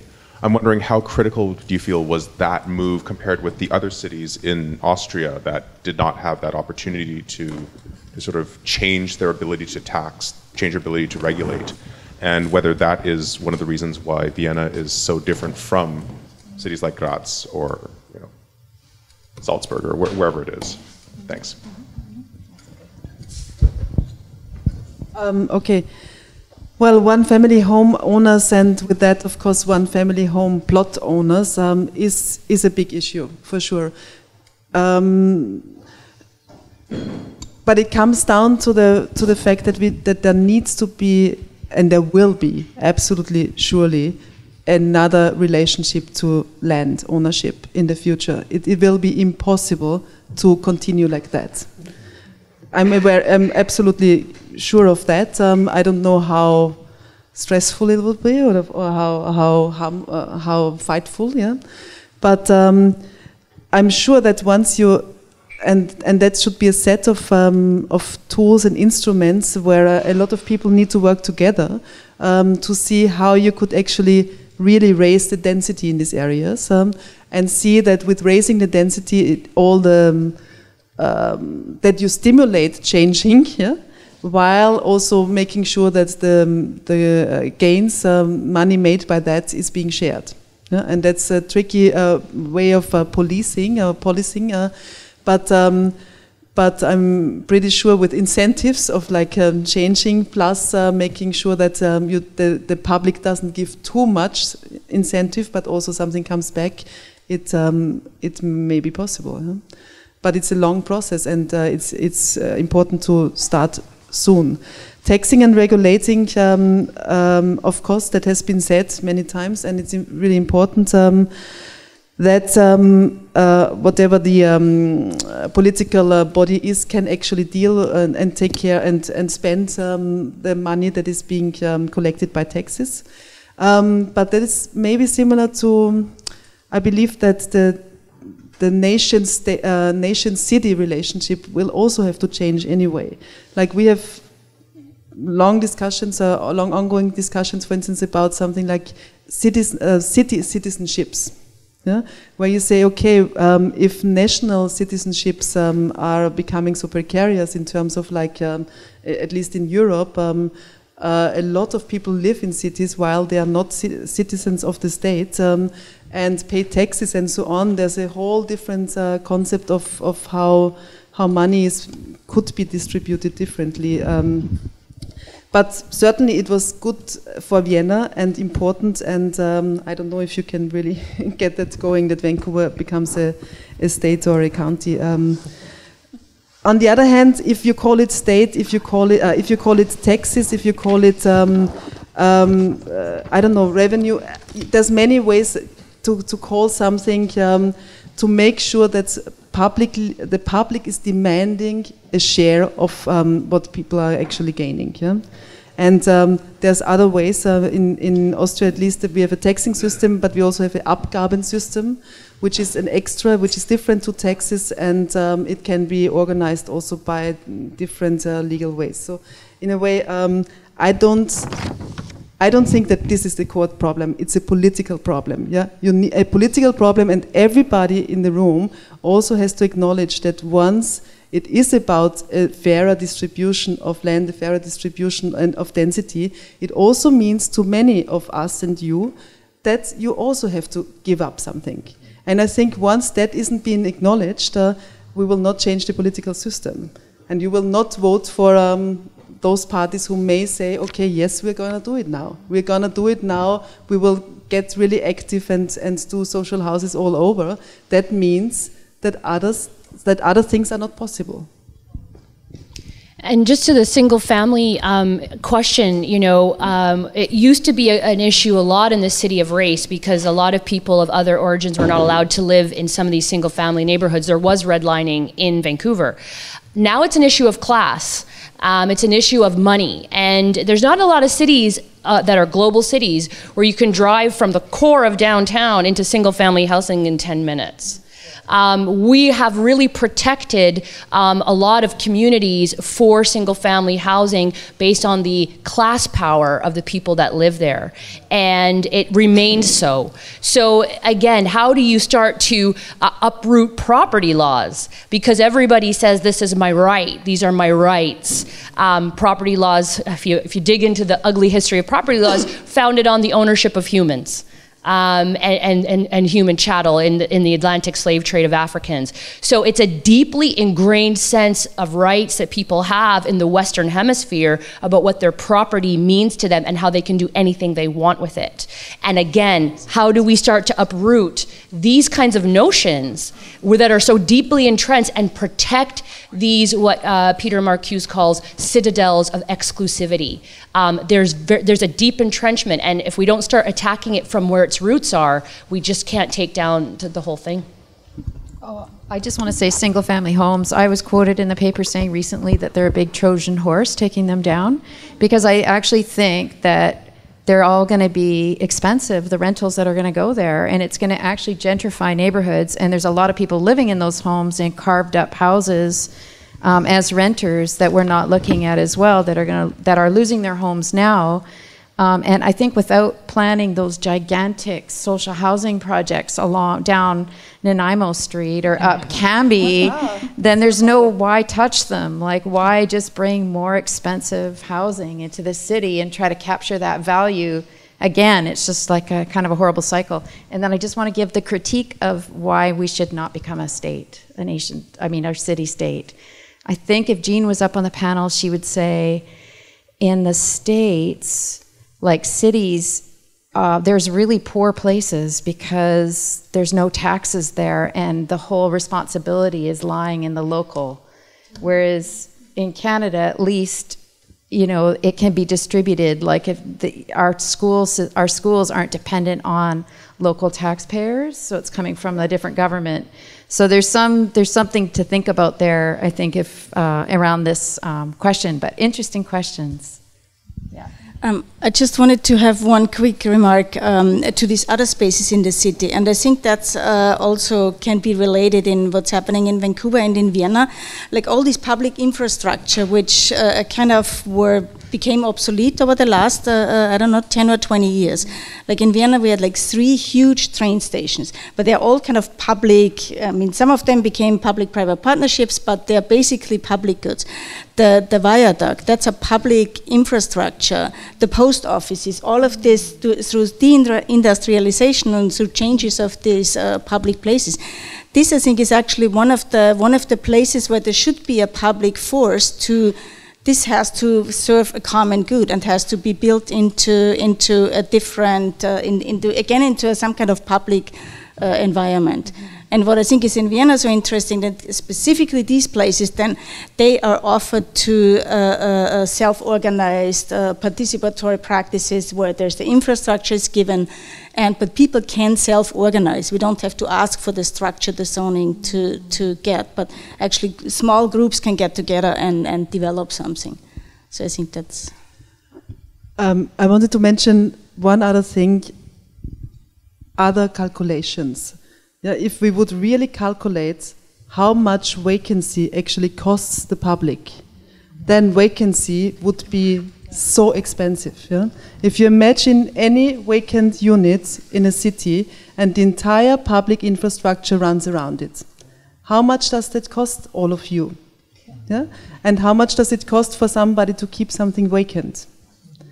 And that is maybe on the calculation side, and of course we want to also speak about the quality side and so on, or the cultural side, but there needs to be other calculations, just as much as, at least in sustainability issues, it has started, where we say, okay, we need to calculate the costs that it means to dismantle something, yeah?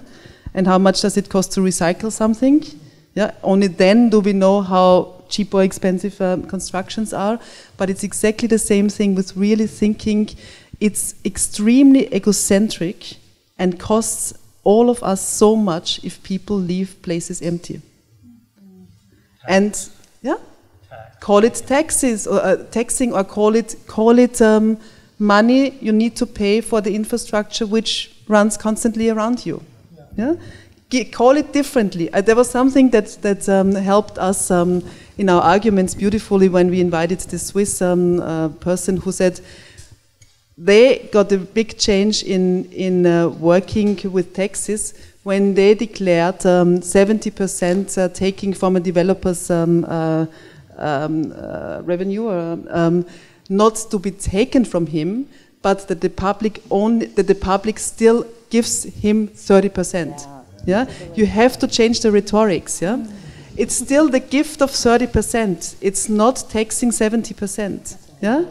And if once you do that, you realize it's completely crooked how we think and how we calculate. And there you start suddenly, and then imagine what the options are once you realize, and that it's public money and public good. Yeah? Well, on the notion of public good, we'll ask you to hold any questions for you can speak informally with the folks on the panel. We can have a drink, hang out a little bit. I really want to thank, first of all, Gabu, thank you.